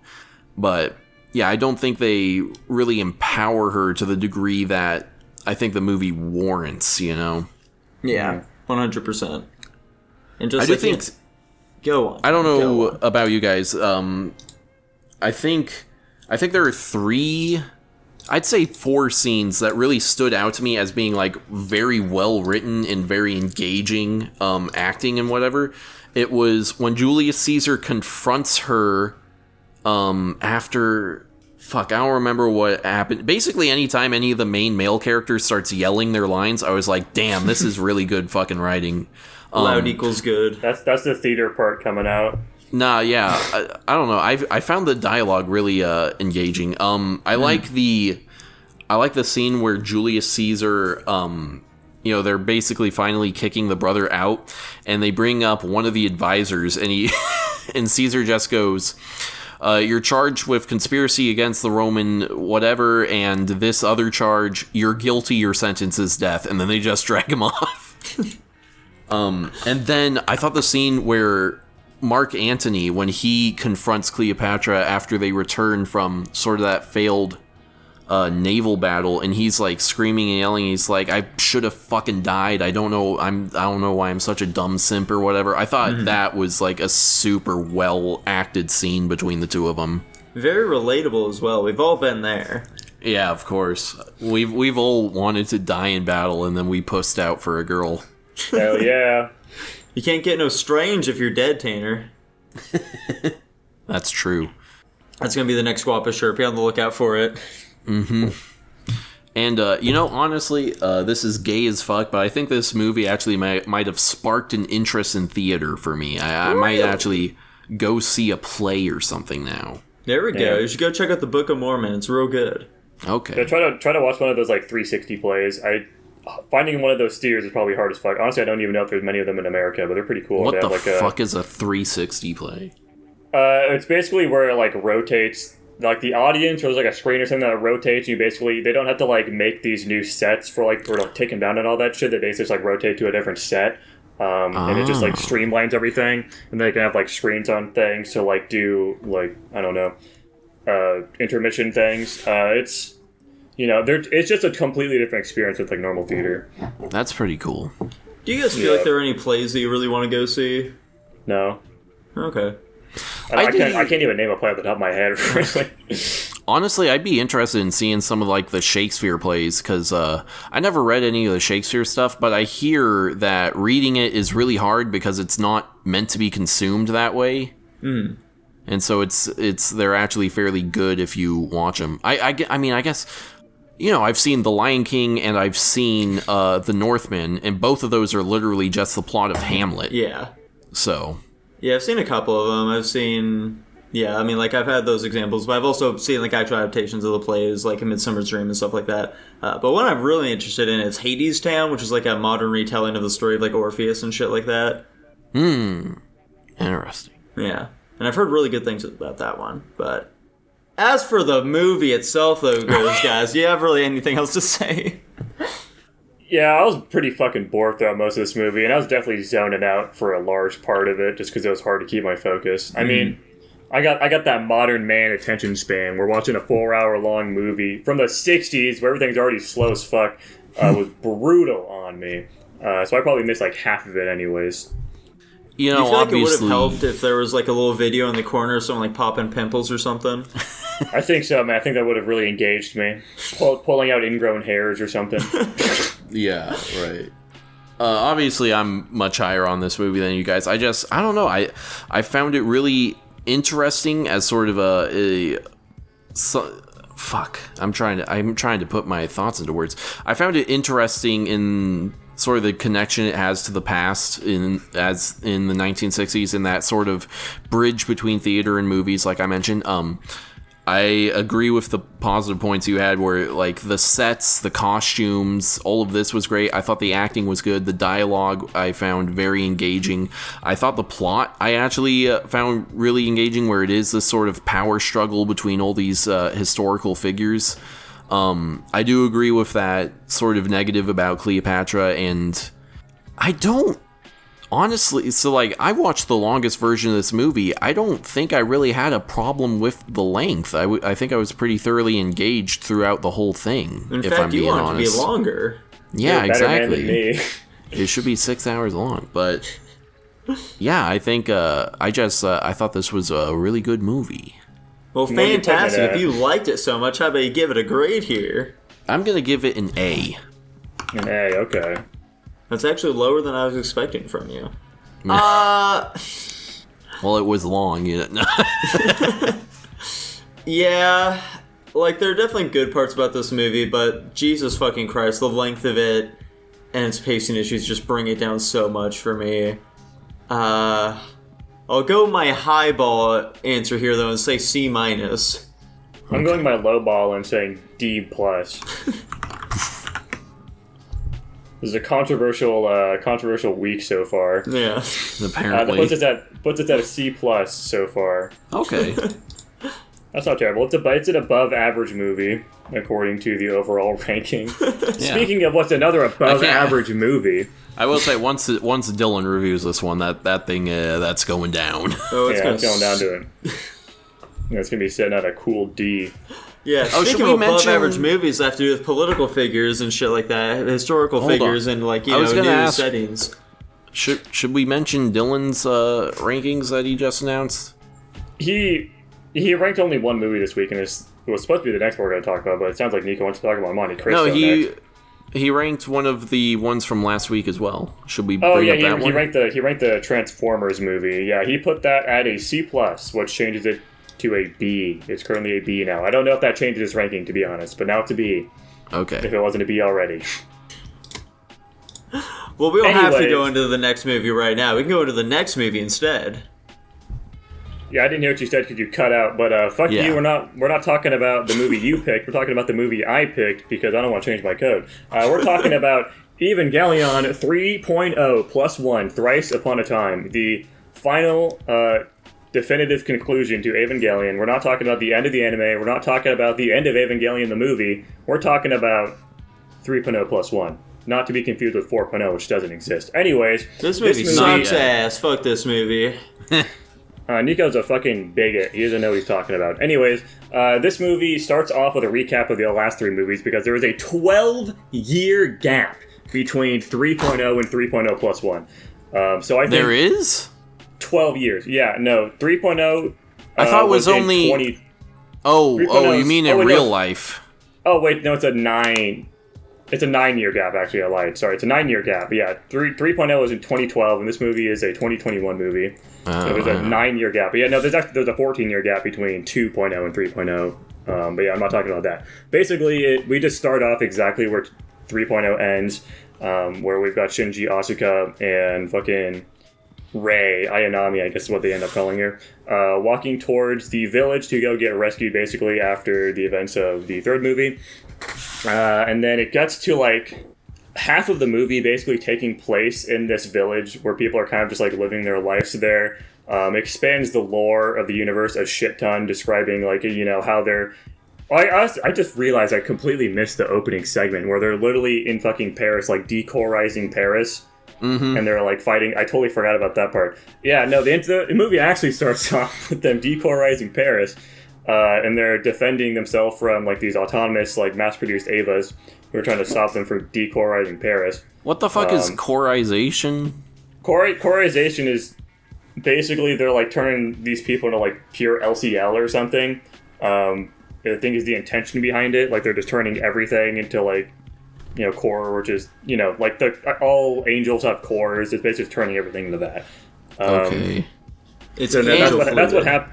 That's what happened in the, not in the third movie, but the second movie, where they accidentally triggered the fucking, it didn't, like, fully complete, but they accidentally triggered the third impact, and that's what coreized the whole fucking world, and, like, basically the entire planet, and just, like, wiped off everybody from the face of the earth. Or not wipe them off, turn them into cores. So we're seeing that shit happen. They do, in fact, end up decorizing Paris, and then it cuts to, our three protagonists in the village, and then there's, like, the long segment of them being in the village doing their, like, daily life. Shinji is trying to recover from basically being traumatized about the fact that he almost killed fucking everyone again because once again he got manipulated. But he finally comes to. Rei is actually the person that talks him out of it with her childlike innocence. He's the only person that can, like, really connect to her connect to him. And eventually she fucking dies. She fucking turns into LCL in front of him and fucking dies. And that's kind of like the catalyst for him realizing that he needs to be, like, the change he wants to be. Shit's not going to last forever kind of thing. So he goes and rides the AAA Wonder with Misato and the crew, Mari and Asuka and all that shit. And they go off to fight the final battle to stop the fourth impact from happening that NERV is trying to start for the Human Instrumentality Project. And then they do that. They go and fly to Ground Zero of the third impact. They attempt to stop it. They get thwarted by NERV because they're playing checkers and NERV's playing 4D chess. They get fucked on. There's a big fight with Mari and Asuka trying to stop this all from happening. They're trying to destroy the 13th angel. Asuka turns herself into an angel to attempt to stop that, which then kind of falls into Gendo's plan of using her as like a fucking vessel for Adam. This shit's really confusing, by the way. And then I'm not even going to attempt to talk about what the fuck happened with the Human Instrumentality Project, but basically that shit starts. Fucking Shinji goes into Unit 1 to stop Gendo, who's now in Unit 13. They go into like the fucking not the reverse world. I can't remember what the name of it is. Anti-universe. Like, yeah, the anti-universe, and they go in there. Basically, humans can't comprehend what the fuck's going on in there. So their brain is basically just like placing them inside of like a bunch of different areas they used to know, which basically just comes down to them being in different famous Evangelion sets. They have like their final fight. Shinji finally convinces, with the help of Misato, turning the AAA Wonder with their fucking, tech magic into a fucking spear for him to use. They finally convinces Gendo of his viewpoint. Mostly actually because this is also like super long. I'm sorry this is going on for so long. But this is also because Gendo realized he couldn't find Yui when he was in there. That was a big reason why he wanted to go in there, because he wanted to find Yui, because she thought she was going to be in there. But she wasn't. He realizes that Yui was inside Shinji all along. Which like totally realizes that he's like been completely misguided in his efforts to do all of this stuff. He realizes Shinji's viewpoint. He kind of just gives up. Human Instrumentality Project gets completely wiped. Shinji is then basically like given the power to rewrite the universe, which he does. And then we go to Happy Land, where everything's back to normal. Angels and all that shit don't exist. He's now in a relationship with Mari. Yeah. He's much more suave for no reason, also. It's because he's a fucking changed man now. He's a fucking Chad. He's turned into what he didn't want his father couldn't be. And then the movie ends. So, I have some questions. Go on. I've watched a lot of stuff about this. I doubt I'm going to be able to answer your questions with the detail you want me to, but I'll try my best. Jackson, why did they bring back so many pens? Anyways, so am I correct in the following summary of sort of the overall plot of this? Gendo, prior to any events of the movie, loses his wife.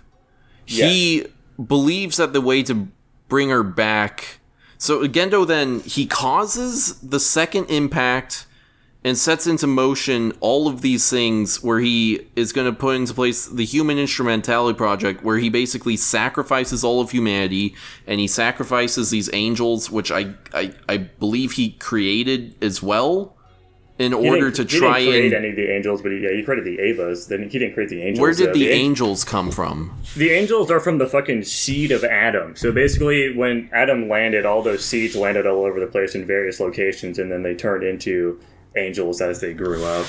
That isn't explained at all in the movie. That's part of the anime, but right. So Gendo is just kind of conveniently taking advantage of the existence of these things, because he figured out that by killing them, he can gain access to the anti-universe where he thinks his wife is. Correct. Okay, so like the entire point of like the whole thing is he's trying to bring back his dead wife. Yeah, so the whole wait. stick with... Actually, is she dead or is she missing? Because sometimes it's unknown. From the perspective of everybody else, she's most likely dead because she was basically fused with Unit 1, which is also kind of what happened with Rey in the second movie. But yeah, fucking Nerve is working with Seal to do the Human Instrumentality Project, because that's what Seal's end goal is, the Human Instrumentality Project. But Nerve isn't necessarily, trying to do that because Gendo's leading it, and Gendo's just using that as like a means to an end because all he wants to get is Yui back, so he's using Seal to do that. Go on. I thought I was under the impression his wife kind of disappeared before any of the angel stuff happened. No, she basically got like sucked into Unit 01 when they were trying to do like not plug suit testing, but like integrating them with like the Avas. Oh. Yeah, she was one of the researchers for Seal. They never really establish in these movies that the Evas are like human angel hybrids, do they? No. Okay. I assume you knew that already. You can kind of infer it because you can see that they're very Okay. So other questions I have. I feel like I will say I was less confused during this movie than the other ones, at the very least. I feel like they gave enough information that I was like, okay, I can kind of keep up. Like the fact I was able to explain the Human Instrumentality Project roughly, that is a massive improvement from the last 3 movies. Yes, sir. I'll also say, just before you go, is that the major plot of this movie is not necessarily supposed to be understood. This is, and in the end of the day, is basically just like a character drama where you're watching this person improve, and you're just like looking through the conclusion of all of these different arcs. All of like the space robot shit is not necessarily like the main point. It is almost entirely just a vehicle to propel these characters through, you know, the metaphor of what they're trying to describe with their characters. Anyway, go on. Whatever, that's stupid. So in the Battle of Paris, when those fake or those mock Evas show up or whatever, yeah, the mass production Evas. Yeah, I forget who it is. It's either the Science Lady or Misato. They say, oh, making those is a violation of the Vatican Treaty. Huh? What? There's some kind of treaty, presumably between Nerve and Villa, about what kind of weapons they can make? Huh? I guess so. I can't remember this part you're talking about, so I don't really have an answer to this one. I do remember the part he's talking about. I don't know what it means either, though. Okay. Why did Rey explode? Why did Rey explode? Yeah. Because she couldn't be away from Nerve. She was like some fucking created thing. I'm also not super 100% sure on that, but I imagine it's just because she kind of has to, like, when she was, you know, in Nerve HQ, she was constantly doing those, like, baths and stuff. I imagine she probably has to, she has, like, a fucking battery, basically, she has to recharge there. And she wasn't in there for long enough, you know, that's why the beeping was happening. That's why she, like, shut down that one day. And she fucking exploded eventually because she just couldn't, you know, take it. Where the fuck are all these Evas coming from? As far as we can tell, Nerve is 2 people. How are they making these things? That's a great question. We don't know. It's unknown. Okay, and a lot of the enemies we see... They made some Evas, Tanner, so that those Evas can make more Evas for them. Okay. Yeah, sure.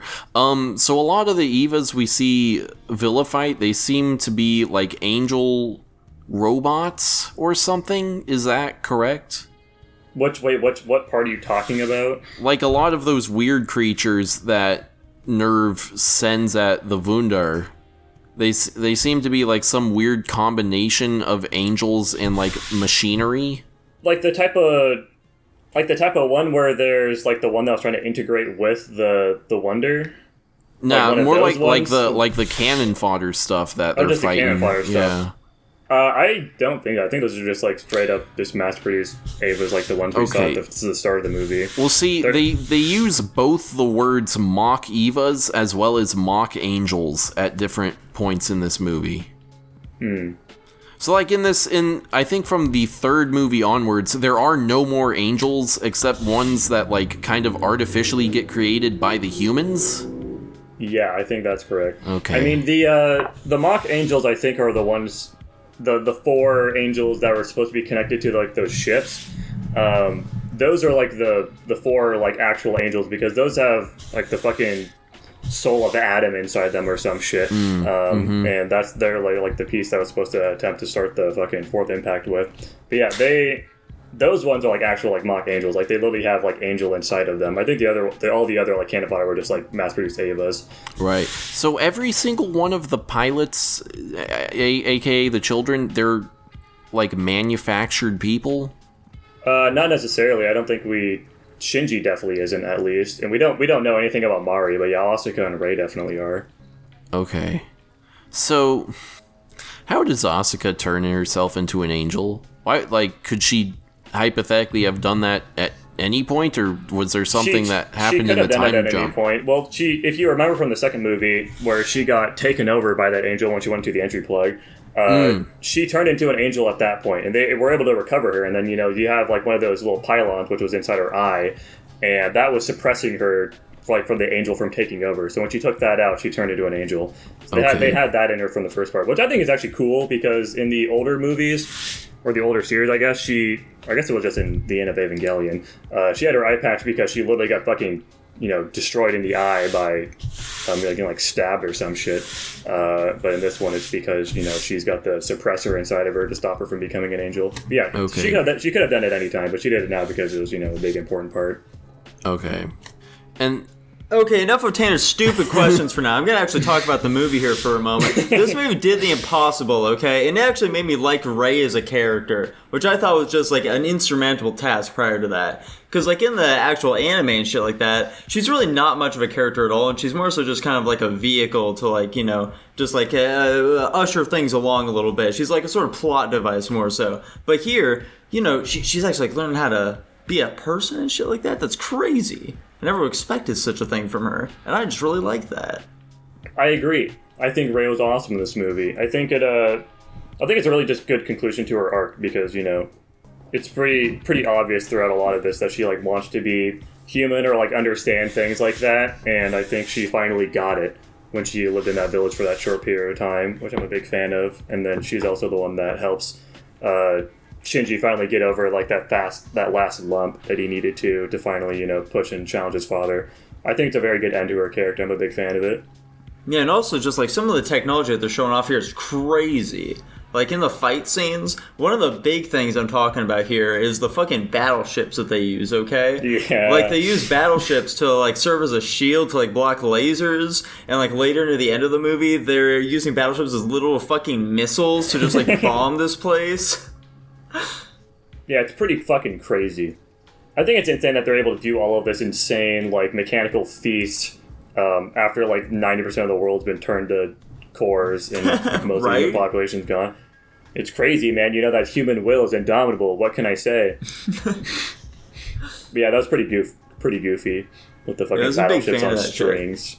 However, a pretty big detractor here for me that cropped up quite a bit throughout the film is that they really overdo it with the CGI throughout this one. Absolutely. Like, there are moments where it looks fine and serviceable, but there are other parts where it's just like, oh, that's a little egregious, and I wasn't a big fan of it. Yeah, this movie did... I'm not giving this movie a pass at all for this, I'm just giving some more context, but this movie went through absolute development hell, because like with the first series, the whole reason that was like the way it is because the original creator, Hideki Anno, was going through some absolute fucking terrible parts in his life. And he went through something very similar during the production cycle of this movie, which is why it took so fucking long to come out, because it was just in development hell for a really long time.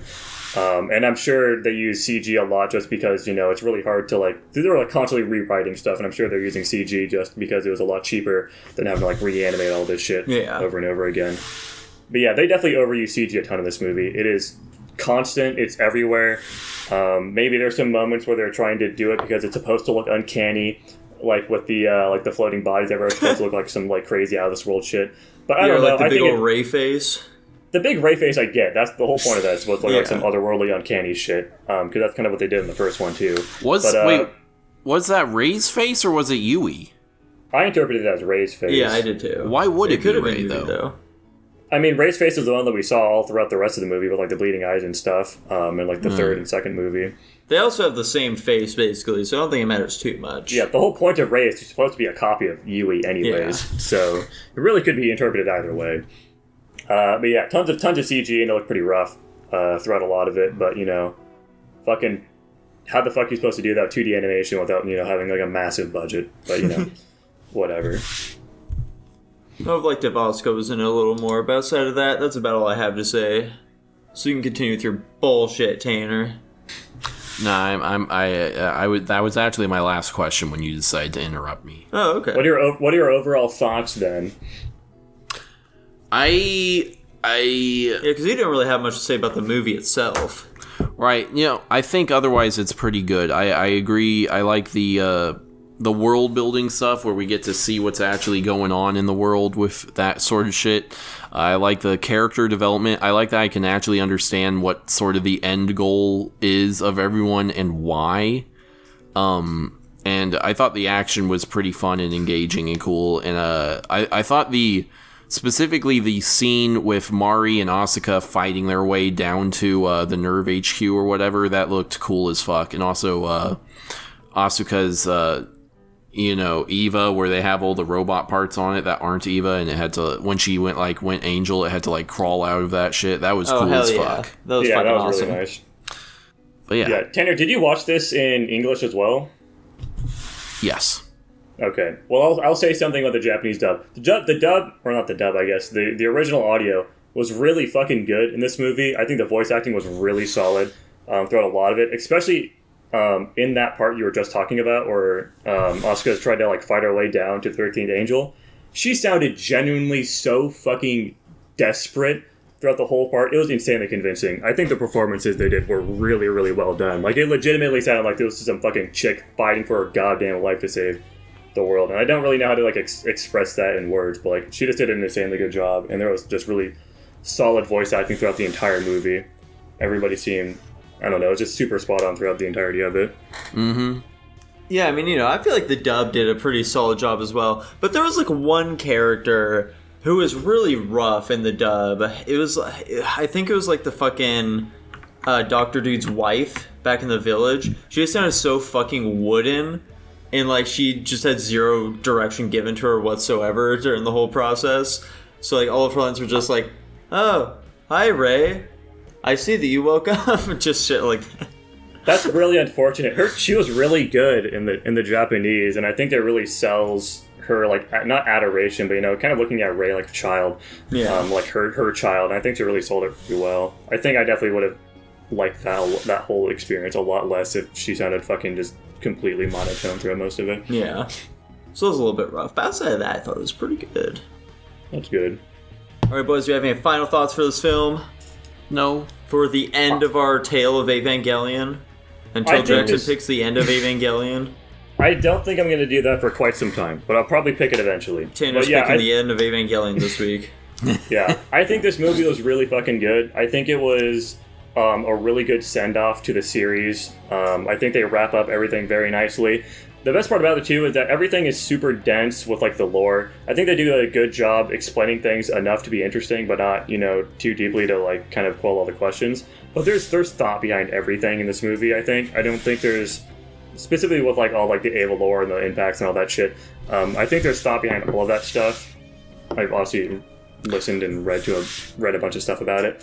But, yeah, I think they really do a proper send-off for all the characters. I really like Shinji's complete overhaul of his character at the end, how he just turns into, a really good person. He kind of just, like, defies his dad in that way, how his dad was a fucking lonely loser all his life. And because that, I think it's really powerful just because they really play out the fact that Shinji is kind of like a replication of his father in the end. They're very similar people.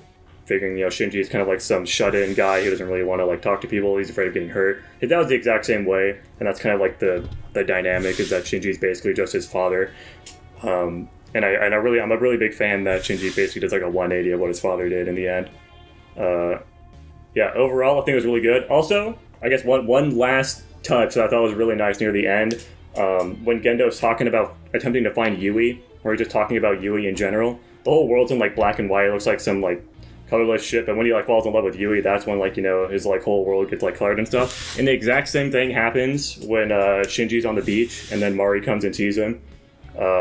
It's, like, totally, like, black and white, and then she jumps into the water, and then the whole world's, like, filled with life. It's, like, a very good, obvious parallel to his father and Yui's relationship, which kind of, came out of nowhere, is how they described it. Yui just came up and, suddenly they're kind of, like, super close. That's kind of basically the exact same thing that happened with Yui and Mari.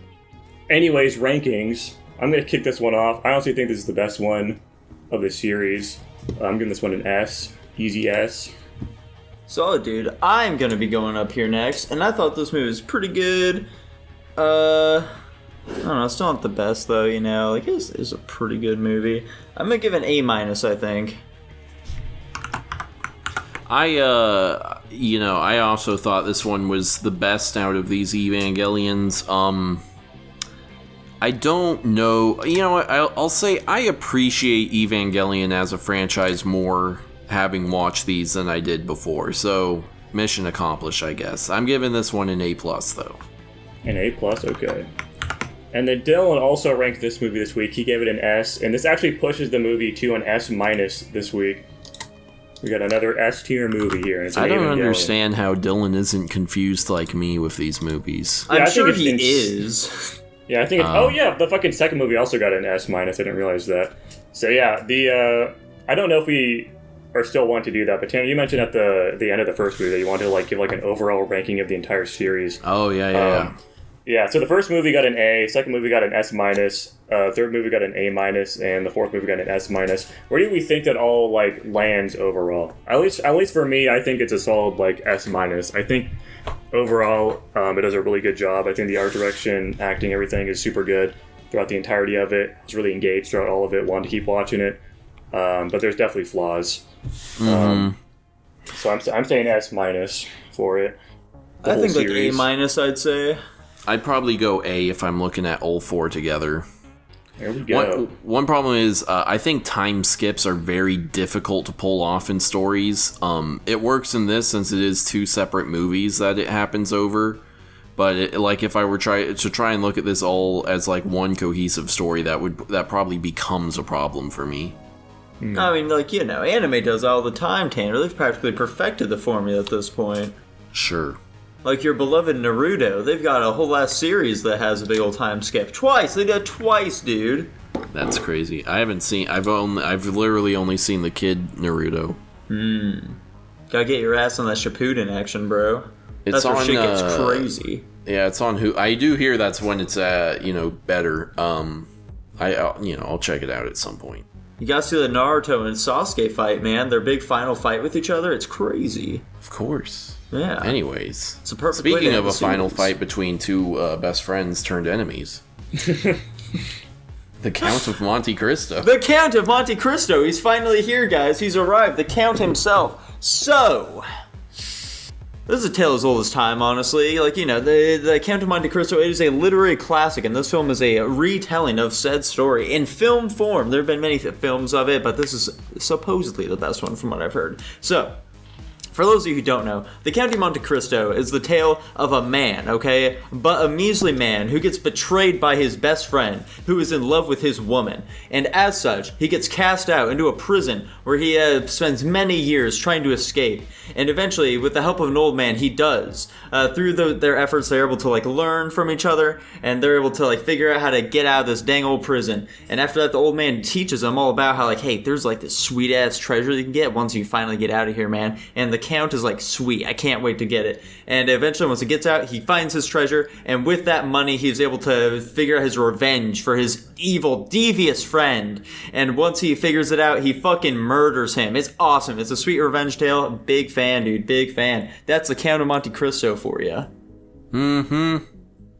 So, I think one of the real standouts of this film is the sword fight scenes. They're really fucking good. They're really engaging. I thought they were very fun to watch. I actually thought they were just fine. Okay. Yeah, I like anything of note. Yeah. So it's strike one for you, Tanner. What's your next? Well, I do think we spent a little bit too much time in the prison. I thought it started to drag a little bit in there. I think it makes sense. Like, he spent a really fucking long time there. And so he was there I think it makes sense to, like, spend a bit more time in there than you might like, just to, like, sort of get that feeling of, like, oh yeah, he's, like, been in here for a while, hasn't he? Okay. I will say, in your little recap, you were saying, oh, and they figured out how to escape. Not really. He kind of just, like, they didn't really do their plan at all. He just was able to take, he took advantage of an opportunity that presented itself. They figured out how to escape. It was sweet, dude. He was so cunning in that moment.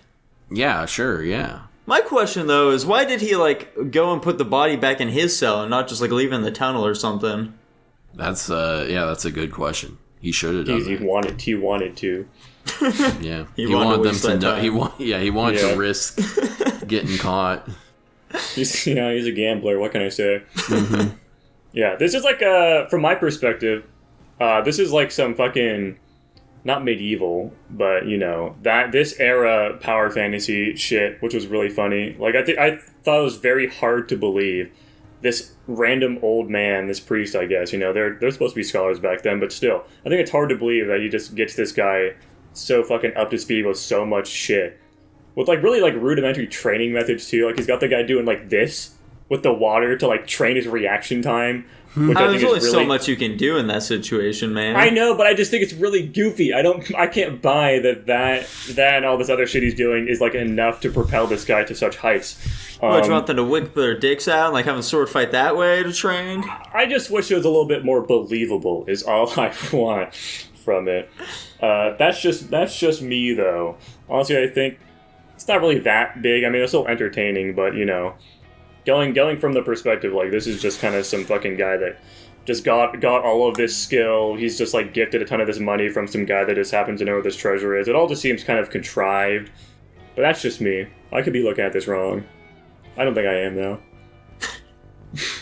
You wouldn't, Jackson. You wouldn't. I thought this movie was pretty sweet. The dialogue, especially in a lot of parts, were like, ooh, it was almost like chilling. Like, just how well it was delivered and shit like that. You know, like, for example...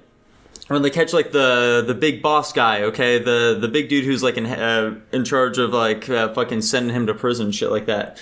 When they finally captured him and, like, threw him in the back of the fucking horse carriage or whatever. And they threw a gun in there, like, it's a little thing for a gentleman such as yourself. He takes the gun, he puts it in his mouth, and he fucking pulls the trigger.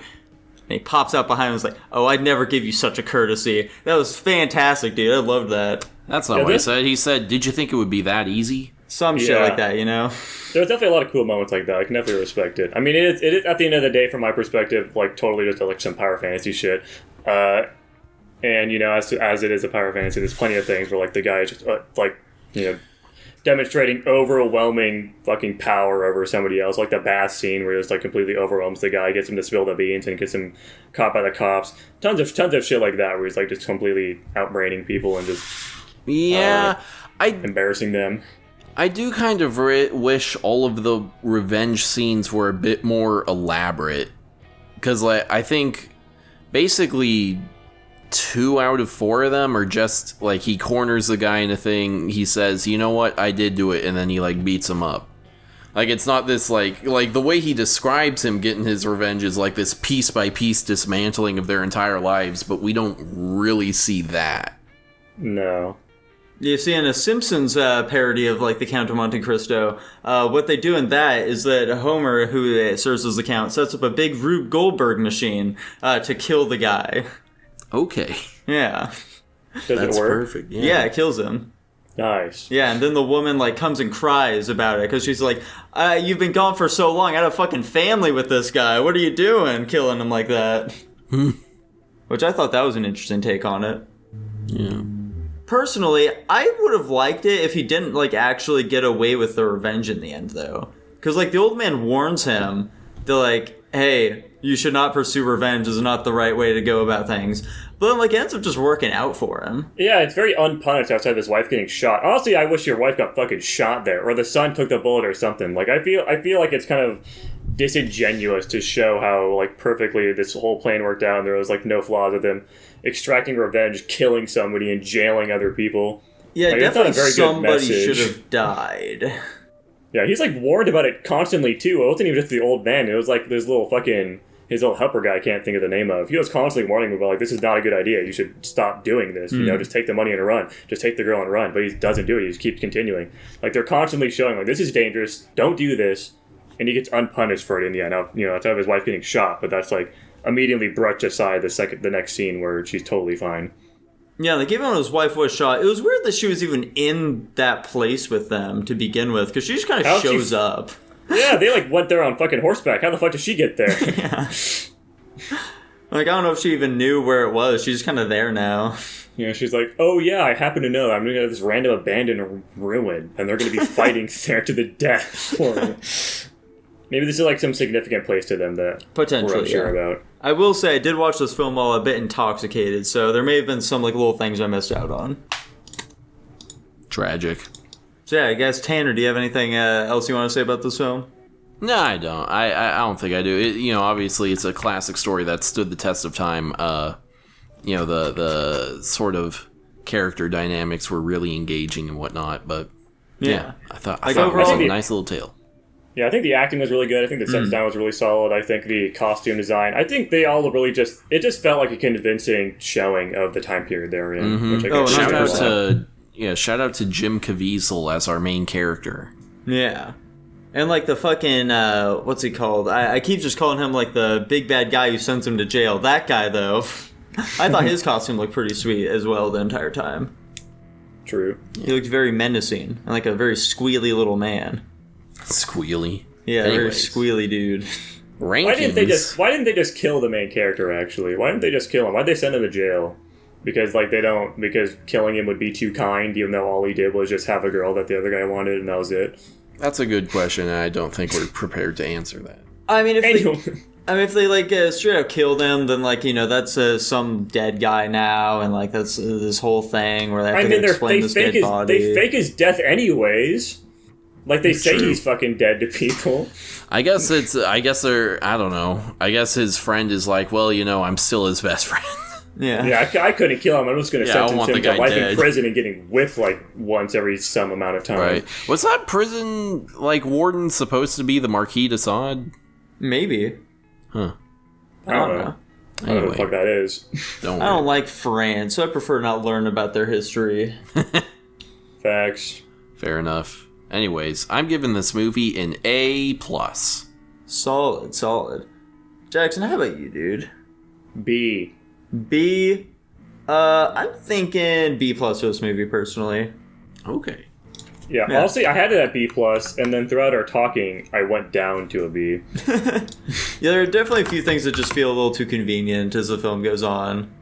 Yeah. But like overall, I still think it's an enjoyable time, Yeah. Anyways, that's put us at an A-. Fair enough. Solid. My lowest rank this week was an A. Well, there you had a good week, man. I did have a good week. I enjoyed all these. You did tell us that you felt like this was a really solid set of films. My rankings really do go, in fact, that I thought this was quite the mixed bag. Yeah. Not a bad thing, though. Speaking of movies, what? It's a time again, boys. It's time for us to pick our new movies for the week. Jackson, roll that Patreon, dude.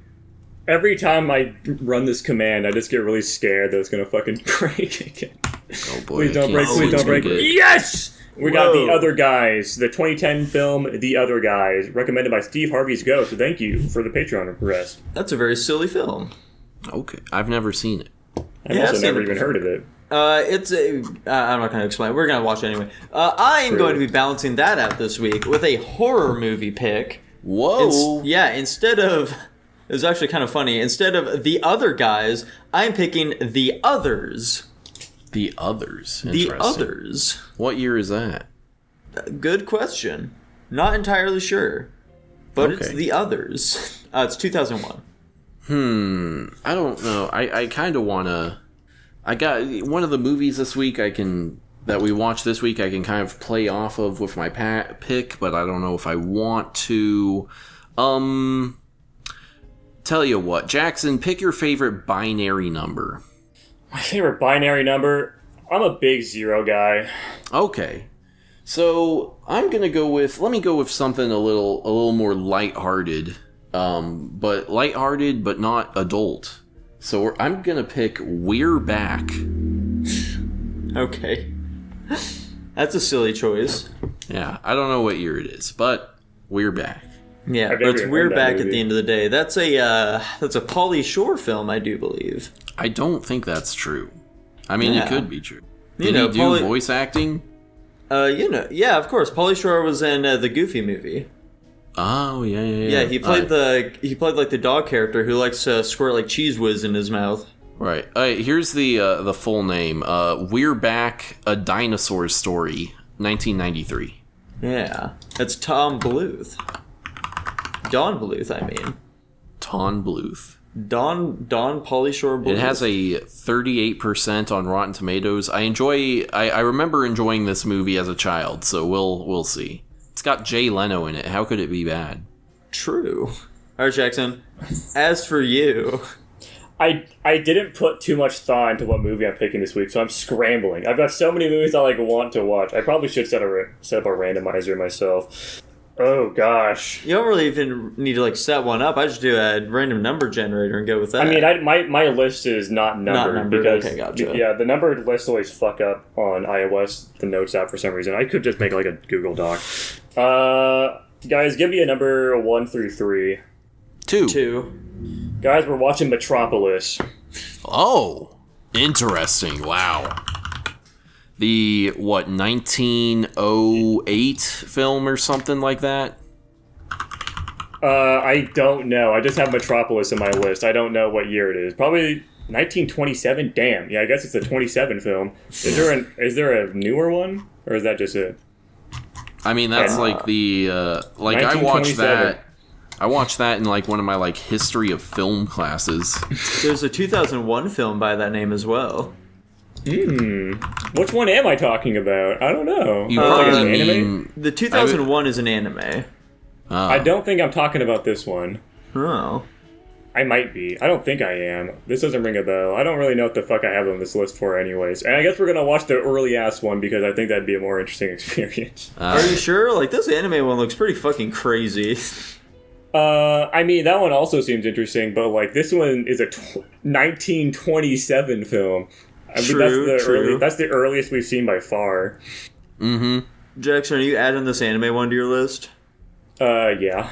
There we go. Can I make us watch the fucking pictograph of the horse? If you really want to. Is that gonna be? Are you changing your movie pick to that? No, I'm not doing that. But that'd be really fucking. Please that'd don't be funny. change your movie pick to that. Anyways, we got some solid movies this week, guys. Which one are we all most excited for? I guess the other guys. Yeah, I guess. I guess that one. Either that one or We're Back. Yeah, the only movie I'm familiar with at all is none of them. I don't know anything about any of these fucking movies. So probably the other guys because it's a horror movie.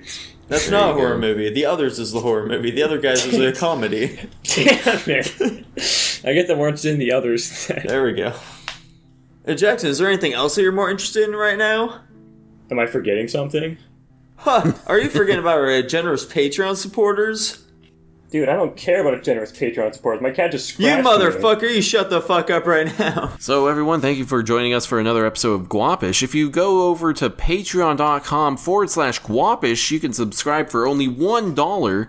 With that very special dollar, you get access to our pre-Guap show, as well as early access to every episode, as well as access to our Discord server where you can send in topic recommendations, as well as your movie picks. Just like, who did it this week?